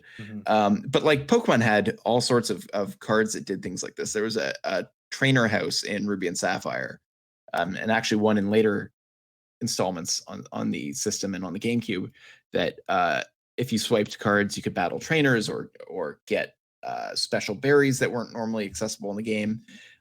North America got one set of these cards, and I actually have all of them right here. It's like 50 cards or something like that. They each contain a trainer or a berry. Go to the house, fight a strong trainer. In Japan, they had a second set for Ruby and Sapphire, a set for Fire Red and Leaf Green, a set for Emerald, and a set for Pokemon Colosseum. And Colosseums actually had additional Shadow Pokemon that you could capture. So like that one straight up added content to the game. Which they had it in Colosseum, but I thought the e-reader was Game Boy Advance specific. So it used the Game Boy Advance GameCube link cable. Of course it did. Because how many peripherals can we shove into this at once? Honest. Yeah. So we talked. I mentioned Animal Crossing. Animal Crossing let you add in patterns or characters or items from the cards directly into the game, and sometimes they contain passwords that you can just type into the game to unlock things. And famously, with Animal Crossing, there were a handful of Nintendo titles, original Nintendo titles, that were available as items in games. So you could get an NES that had like Wario's Woods on it. And like there were circumstances for getting certain games. So like some of them you could get by accessing a certain event or talking to a certain character, or there were two that were connected to the island, which was another Game Boy Advance link cable situation. And there were a handful that were not normally accessible other than by e-reader or Game Shark code. And like there were actually some that were exclusively locked behind Game Shark codes. But the thing is, again, you're not adding anything to the game. You're just unlocking something that was hidden in the code as, maybe usable as long as it was turned on. But what's interesting about this is that there was also just the NES item. And this was a more recent discovery and partially figured out because of the more recent Giggle leaks that we don't condone, but not at all. That the NES would have allowed you to read data off of the memory card for other NES games. And when they first hacked into this game, they found, like the NES had, or the NES games on there all used this format called INES, which was a popular NES emulator at the time. And it was later discovered that, in fact, the person who implemented this had previously been a designer for the INES emulator and was at that point working at Nintendo. So he probably just recycled some of his existing emulation work, but which has led to a lot of people believing that, Nintendo downloaded their own games when it's more likely that this programmer who had previously worked on INES just used his own format when building this emulator. Right. But the interesting thing is that, so when Nintendo first put out Animal Crossing on the GameCube, it was technically a re-released version of an N64 game, but it came with a larger than normal memory card. And there's speculation now that the idea was that Nintendo is going to send out like memory cards for certain events or updates that you could somehow add to your game via this expanded memory card that would allow you to effectively just have NES games on your memory card, because all the data is there to allow for it. So if you have a GameCube memory card that has an SD slot in it and you boot in a bunch of NES games with the iNES header on them, you can run them through. You can run any NES game through this item in the game, and it was clearly intentional because they run like flawlessly, exactly as the pre-programmed games do. Yeah, it's a full-on NES emulator. And this is the earliest example, I believe, of Nintendo playing around with emulation. Like really playing around with emulation in a commercial sense. I wonder if they did it more to, like, they had their plans for Virtual Console later. Like, Animal Crossing was somewhat towards the later end, I think, of the GameCube, like 2004, 2005, I think. And I wonder if they were just, like, kind of playing with the idea of what they can do later, and they just left it all behind. Maybe. Hold on, let me check on the date on that, because I don't. I wrote it. I actually. It released in Japan on 2001. That early? Oh yeah, really? 2002 in North America.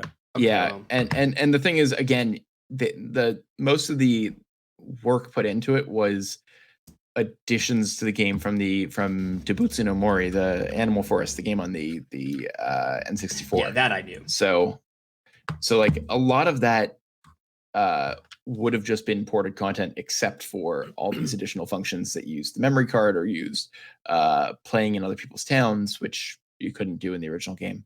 I could see them doing like Nintendo's done stuff before with, having physical kiosks at stores.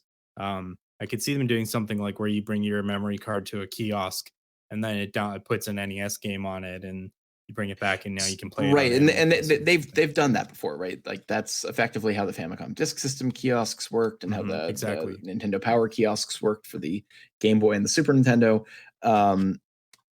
But yeah, so a lot of the stuff that happened on the e-reader used this whole system of like locks and keys, which led people to believe that like, hey, there's content on there that even if it wasn't released in our region is still on the cart, and we can access it in one way or another. So I have Series 1 and Series 2 of the cards for Super Mario Brothers, or Super Mario Advance 4, Super Mario Brothers 3. So the cards allowed you to do things like add additional levels or see speedrun videos of people playing through the base games level. And the game is effectively just normal Super Mario Brothers 3, except for these extra areas. I think we got something like 10, 11 levels officially released in North America, and there were a total of 30 cards released internationally. So 30 additional levels. Isn't one of those cards also add in a super cape? Yes. So one of the things that you can do with the cards is you can add in additional power-ups into your inventory. And so I've got that one right here, actually. You can add in the cape feather from Super Mario World, and it functions effectively as it does in Super Mario World, although you still have the P meter that you have to charge up to run. But there were other things, like there were also these Switch cards. We got 2 of them. I think there were another 3 in Japan. Things like the orange switch, which when you defeat an enemy with a fireball, it turns into a coin. There's the blue-green switch, which created vegetables that you could pluck out of the ground, like in Super Mario Brothers 2. And again, these were all effectively just on-off switches for content, because the content's all baked in there. And the proof for this is that people figured out that you could add a header to the Japanese card. So the codes for each region were slightly different. The dot codes were slightly different. But you could take the dot codes from the Japanese card and tack on like another inch worth of dot code, and it would read in the North American game and unlock content for the North American game, even though it was never officially released here. And all of that, like the level names are in English. Everything functions as it's supposed to. I've done it personally. All you need to do is have a color printer that can print onto like cardstock, and it works And what's really crazy about that's that? almost proof that the content was in there all along. Exactly. The content was in there all along. They scrapped it when the e-reader didn't sell well in North America. But what's neat about that is that the codes only allow, or the game actually only allowed you to have something like 20 levels stored at a time, and you had to delete existing levels if you wanted to add all of them. That's weird. The game got re-released on the Wii U Virtual Console with the e-reader support removed, but all of the e-reader levels added. Yeah, I can't figure out why they would have made you delete them if they were already there. And they modified the game so it could support all of the levels. I know why. And here's the thing: is they know that, or like players who've played around with the e-reader stuff knew that they were missing a bunch of levels, because there's a whole museum where like you collect these equivalent of like star coins in the more modern Mario games. Like they're just big coins that have like, here's a fire flower on it, and this one's got a star on it, and you go in and you're like, oh, I've only got the first 6 of them. Where are the rest of them? This is a 2-floor building and I'm missing like 14 coins. But like I've beaten all the levels, I've gotten all the things. It's because it's from all these levels that didn't release. But so the only way to play all the game like as it was intended with all the content is the Wii version, weirdly enough. Although that game doesn't have access to the cape. So let me again interject and offer. Oh, go for it. Jump in here. whatever you guys want. I bet I have a pretty, what I think is a pretty good theory of why they would only allow you to have a certain number of those levels open at a time. And I bet it's because they didn't want people to buy only a subset of these cards and then share them all with their friends and then just be done with it. And like, okay, now we got all the cards between us. Now we don't need to buy any more cards. Because that way, if you want to have all the levels, you've got to own all those cards. You got to have all those cards at the ready. Good guy, Nintendo. Yeah. Hold on. I can actually probably either prove or disprove that. It's a good theory either way. So looking at, assuming I ripped my copy of the GBA game properly, it does not have the maximum memory size for a GBA game. It's only got 8 megabytes of space on the cart. The maximum was 16. So assuming I ripped my copy of the game correctly, I think we can probably assume that they just didn't put the game on a big enough cart. But you said the content's already there. Well, right, but it's not. Yeah, it is, and so that's kind of where it gets messy, right? Like, but there's a lot of weird inconsistencies like that with Nintendo games and getting additional content. So we talked briefly about Pokemon. Pokemon, as it kept going, as the franchise kept going, adapted quickly to new technologies. So like the Generation 4 games had all sorts of content that was available via Wi-Fi events. You would connect to Wi-Fi, you'd download an item, and the item would allow you to access a certain event. Now I know that K-Burns knows this because he's a dirty cheater. I was a dirty cheater. If you had an action replay for the DS, you could turn on the walk on water or walk through walls. Oh, I didn't do that. And you could walk to these areas on the map without the items needed, and it would show you that, hey, these areas are actually just caked into the game, and the item that they give you is effectively just another key to a lock to access this content. Now, I use the action replay to actually activate the events. I actually gave myself the key. Oh, right. But you could. People found that, like, in the case of, say, I don't want to get into too specific here, but there is an area in the northwest part of the map that has these 2 islands. And, like, one of them you can go to normally, and there's a legendary Pokemon there. And there's clearly another island just east of that one. And it's just not accessible. And there's this house in the town nearby that, like, is locked. So the event is supposed to give you a key. You go into the house. The house has a ticket on the table, and the ticket lets you go to the other island. And actually, you dream the entire thing. You go to sleep. Right, but now alternatively, you could turn on the walk on water cheat using an action replay and literally just walk there because the island is already there, and the only thing that happens is with the item is that it triggers a respawn point in this particular part of the map.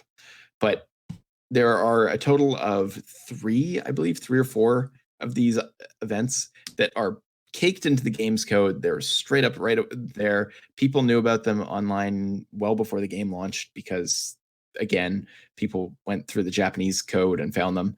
But because we knew about them, they were like secrets that weren't, right? Like they were, oh, like there's this area of the map. I wonder how I get there. And of course we never got there because the event was never officially released. And yeah, that's the best part about those 3 events, is that to this day, only 2 or 3 of them are actually officially released. One of them never released. One of them never released, not even in Japan. Even though the item was built into the game, it was never released anywhere. Yeah. The other 2, I believe, did release in Japan only. No, they released. I believe they released in North America too. I might be wrong. I don't think they did, but I may be wrong about that. What's interesting is that the last time that a Pokemon game had something like this, where a event that was built into the game was unreleased internationally, was in Gold and Silver. And when Gold and Silver were remade, the Pokemon Company and Game Freak re-released this event through Wi-Fi so that everybody could access it. And again, it's one of those, it's built into the game kind of things, but it allowed people to access the secret that we all kind of vaguely knew about from something like 10 years prior. And it was a really cool opportunity where they were like, you know what, there was this this is kind of on the stop and swap style of things, where it's like, we had this secret, it was an open secret, people knew about it, it was the GS ball. Like there's a whole section of the Pokemon show that was about it. And it was supposed to be in the game and it wasn't. It's also supposed to be in the show. They just sort of dumped that too. They kind of dumped it in the show as well. Just to clarify, it's not in Gold and Silver. It's only in Crystal. It's in Crystal, and it uses the mobile adapter. And it's not in the remakes either. They did not put it into Heart Gold and Soul Silver. It's only in Crystal and in the re-release of Crystal on Virtual Console.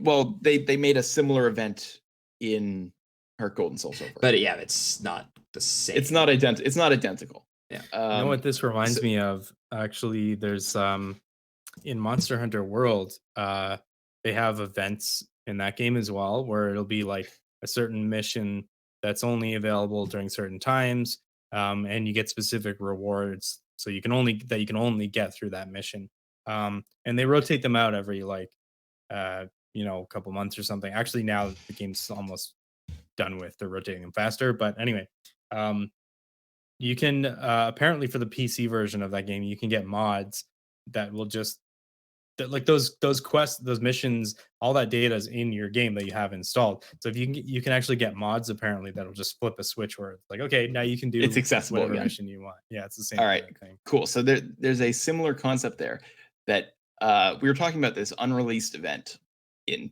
Pokemon Diamond and Pearl. In Pokemon Heart Gold and Soul Silver, there is a area accessible in the map if you have that Pokemon. So the Pokemon is Arceus.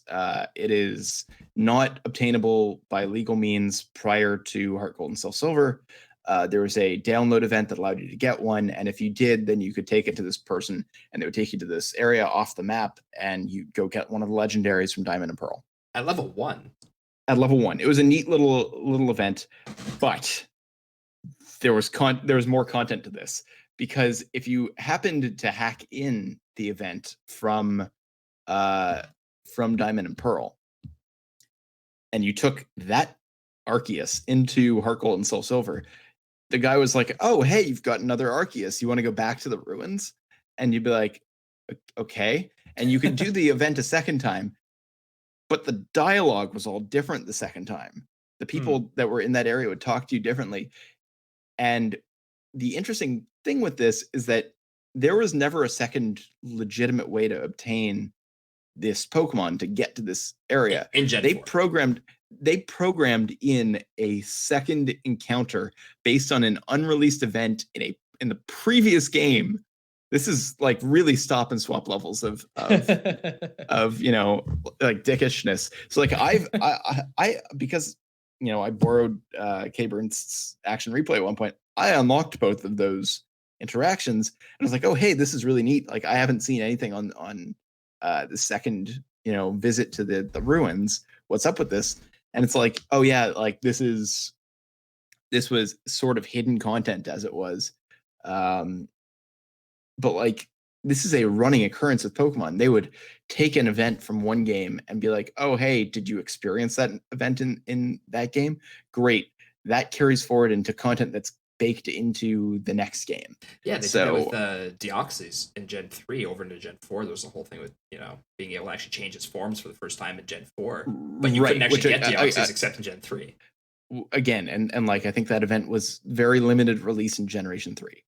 Yeah. And in Generation 4, in the remakes of Gold and Silver, there was a download event that let you catch I think it was shiny versions of Entei, Suicune, and Raikou. And if you brought those forward into black and white, there was another event that you unlocked there. And it's like the circumstances by which they expected you to be able to access these, because there was never like a re-release of this content. It was just, if you bring stuff forward, it will act as a key to this locked content. It's almost like a way of encouraging you to go back and buy and play the previous game if you didn't already or something. Right. So like I've been talking mostly about Nintendo here, but like that's I think a really neat bit of continuity in game design that you know, like, okay, so we've got this stuff. We're not going to delete it. We're not going to hide it. We're just going to hide it behind a circumstance that nobody's ever going to be able to access, right? Like make them have an item that's not accessible in the game. But of course, players figure that out quickly and figure out a way to get the item. You know, it's a really, I mean, if you're getting these things in the intended way, it's a really interesting way to tie your games together in an actual like tangible way for people. I agree. You know, instead of just being like, oh, these are two completely separate compartmentalized games that we created, but like they're the same characters, they take place in the same world. Now they actually feel like they're connected in a way in our world, which is kind of cool. Like it's similar to stop and swap, like you said. I think it's really so. I guess clever. Kind of the last thing I wanted to touch on with Pokemon is going back to this Eon ticket thing. So this was like a neat concept at the time. You know, scan the card, use the weird trading records thing that nobody ever did, and you will unlock content in somebody else's game for them. When the Pokemon Company remade these games, Ruby and Sapphire, they gifted the Eon ticket to like random players, just totally, you know, like, oh hey, you got a random download, and now you have the Eon ticket. And the game came out on the 3DS, which, you know, had the swap pass functionality. So nice. As you carried the game around, you could, like, while the game was closed, you could pass off the Eon ticket to people as you walk by them. Man, I got it that way, riding the subway to work or something. I got it by riding the subway. Yeah, so I'm actually I'm actually disappointed that they didn't bring that technology back for the Switch. Well, so like, I mean, I kind of miss Swap Pass because like that, or Swap Pass or whatever it's called, because like those were kind of fun, really neat. Those were really neat technologies to play around with on 3DS, and I carried my 3DS everywhere. Mm-hmm. So like I do miss it in some regards, but just the idea that, you know, there was content in Omega Ruby and Alpha Sapphire, and the conditions to unlocking it were find other people who have the game and walk by them. Like, yeah, that is crazy hidden in a game. Mm-hmm. People knew about it only because they advertised it, but at the same time, it's like, you know, at some point you say like, is that an Easter egg? Is that you know, it's like it's hidden and you have to find it by accident almost. You know, yeah.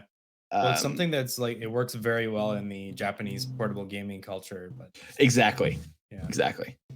But yeah, so I think that's really all I wanted to talk about with regards to like DLC that isn't, right. It's like it's almost like we people joke about DLC that's on the disc, Yeah. and Yeah. this is similar, but it's almost because I mean it is DLC that's on the disc, It but really is. it feels less anti-consumer in some ways, right? It almost feels like there's a mystery to be had for you to find, and because it was accessible with cheat devices, and like there's just something that when a game is coming out and you know about it because of its Japanese release, you're like, oh, but what's going to happen? How are we going to get that content? Like, is it going to be released here? How are we going to get it otherwise? There's something I don't know that exists anymore. That culture exists anymore, but there's something very special about that whole process. I find that to be.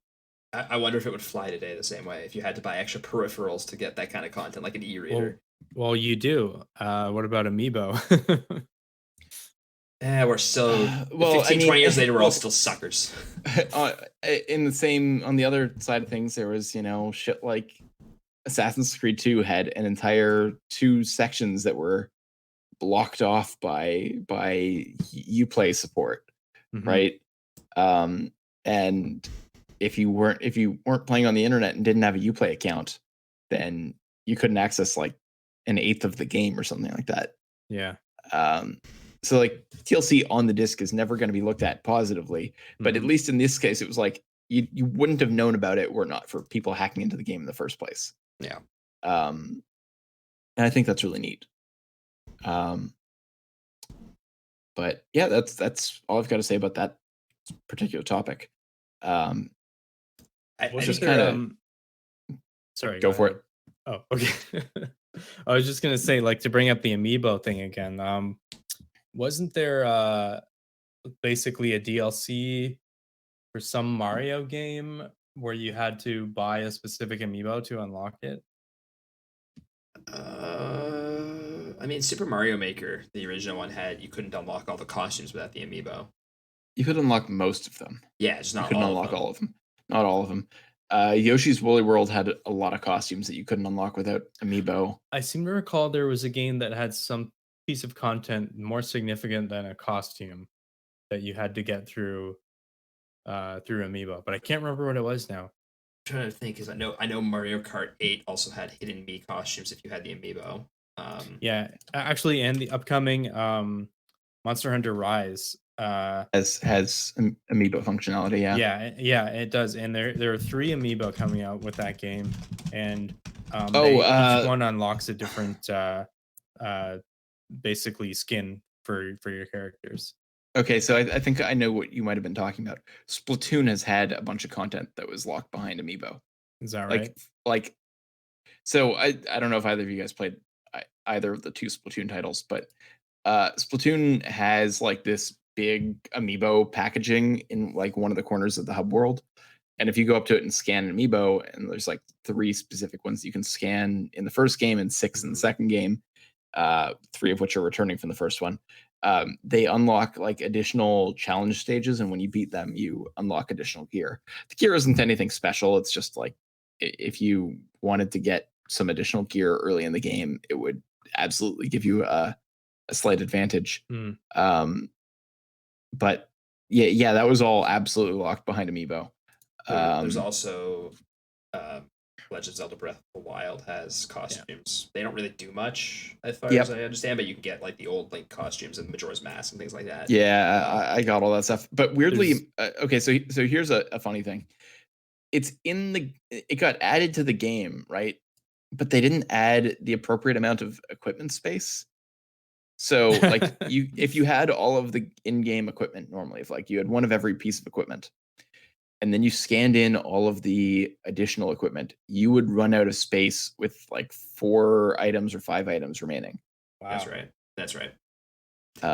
It's a minor issue, but it's not a huge deal. It's just it's there. It's a thing. The other thing in Breath of the Wild is you can scan the Wolf Link amiibo and get a special wolf partner.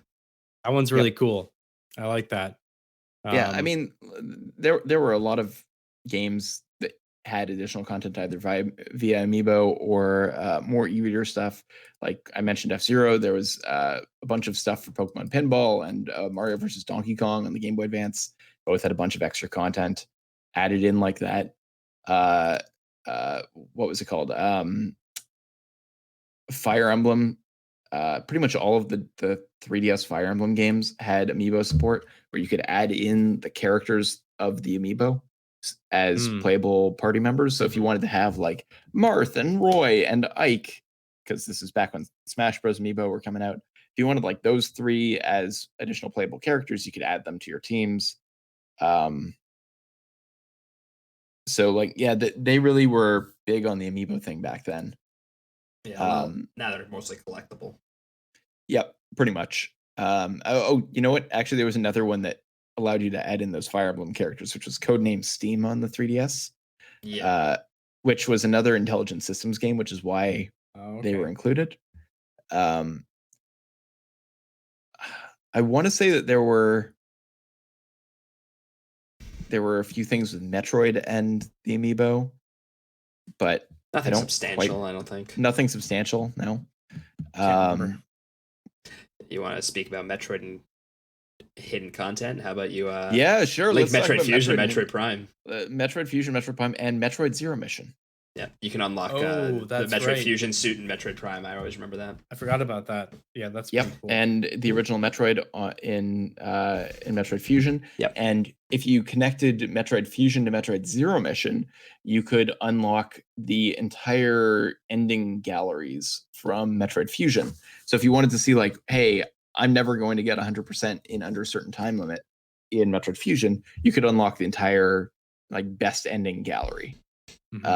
In Metroid Zero Mission, which is just it's a neat thing that the Game Boy had a lot of those crossover, connect to another game in the franchise kind of things. Yep. Yeah, Nintendo is really good at the hidden content thing.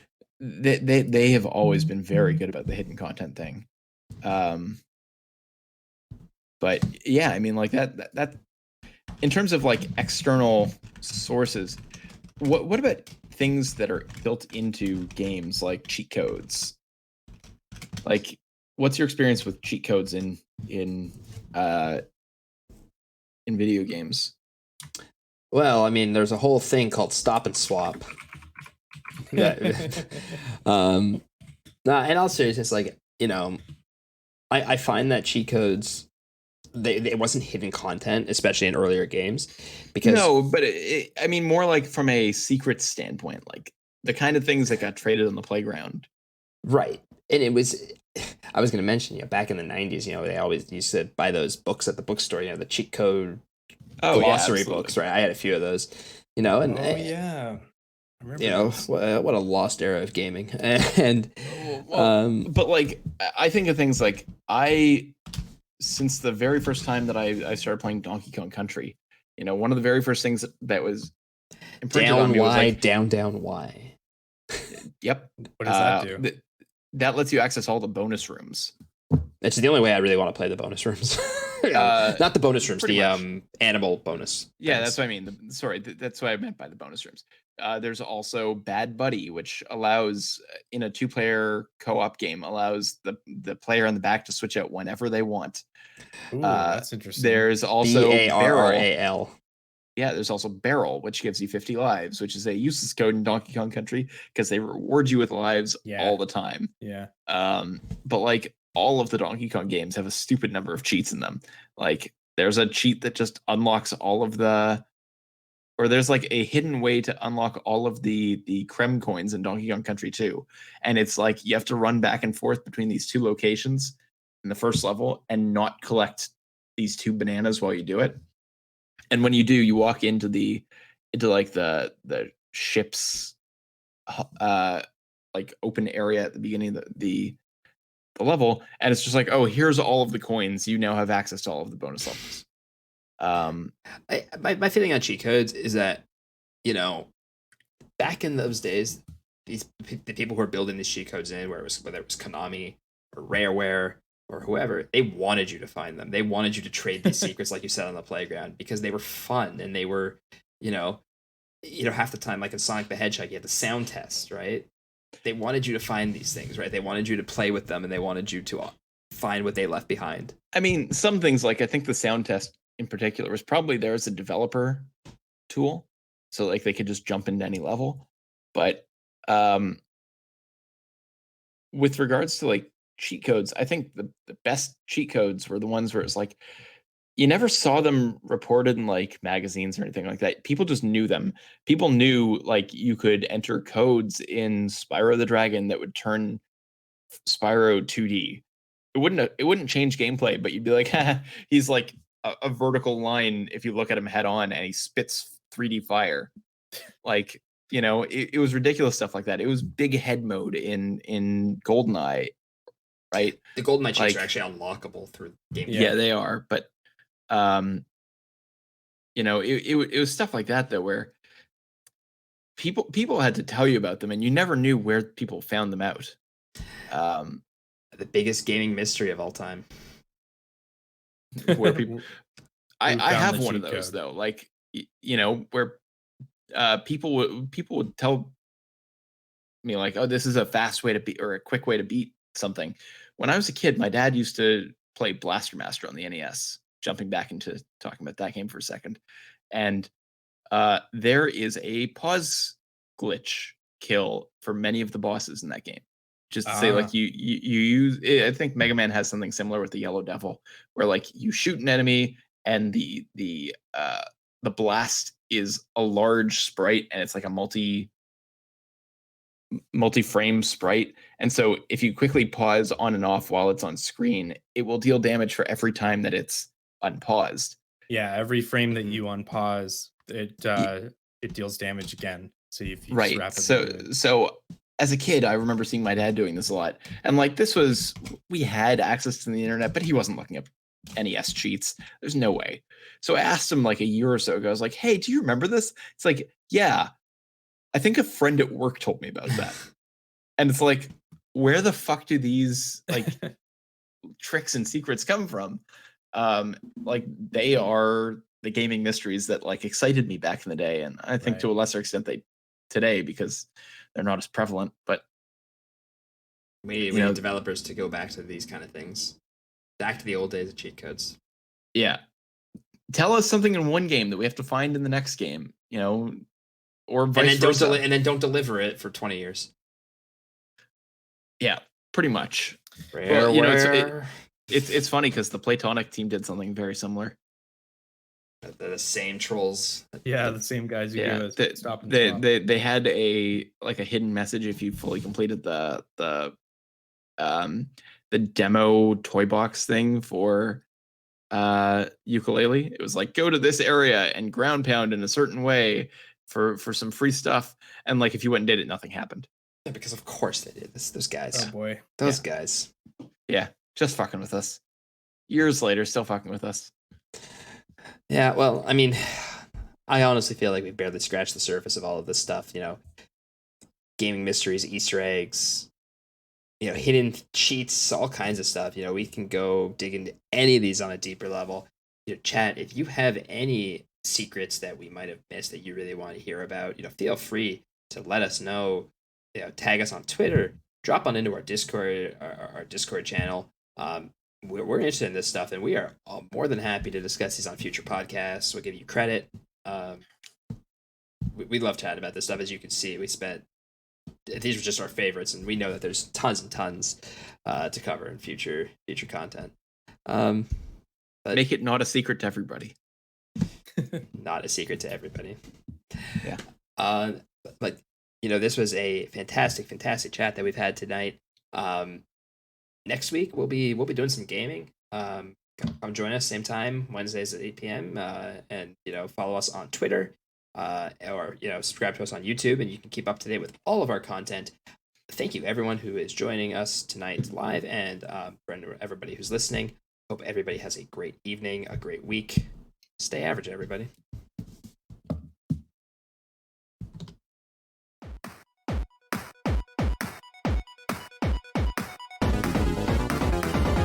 Bye.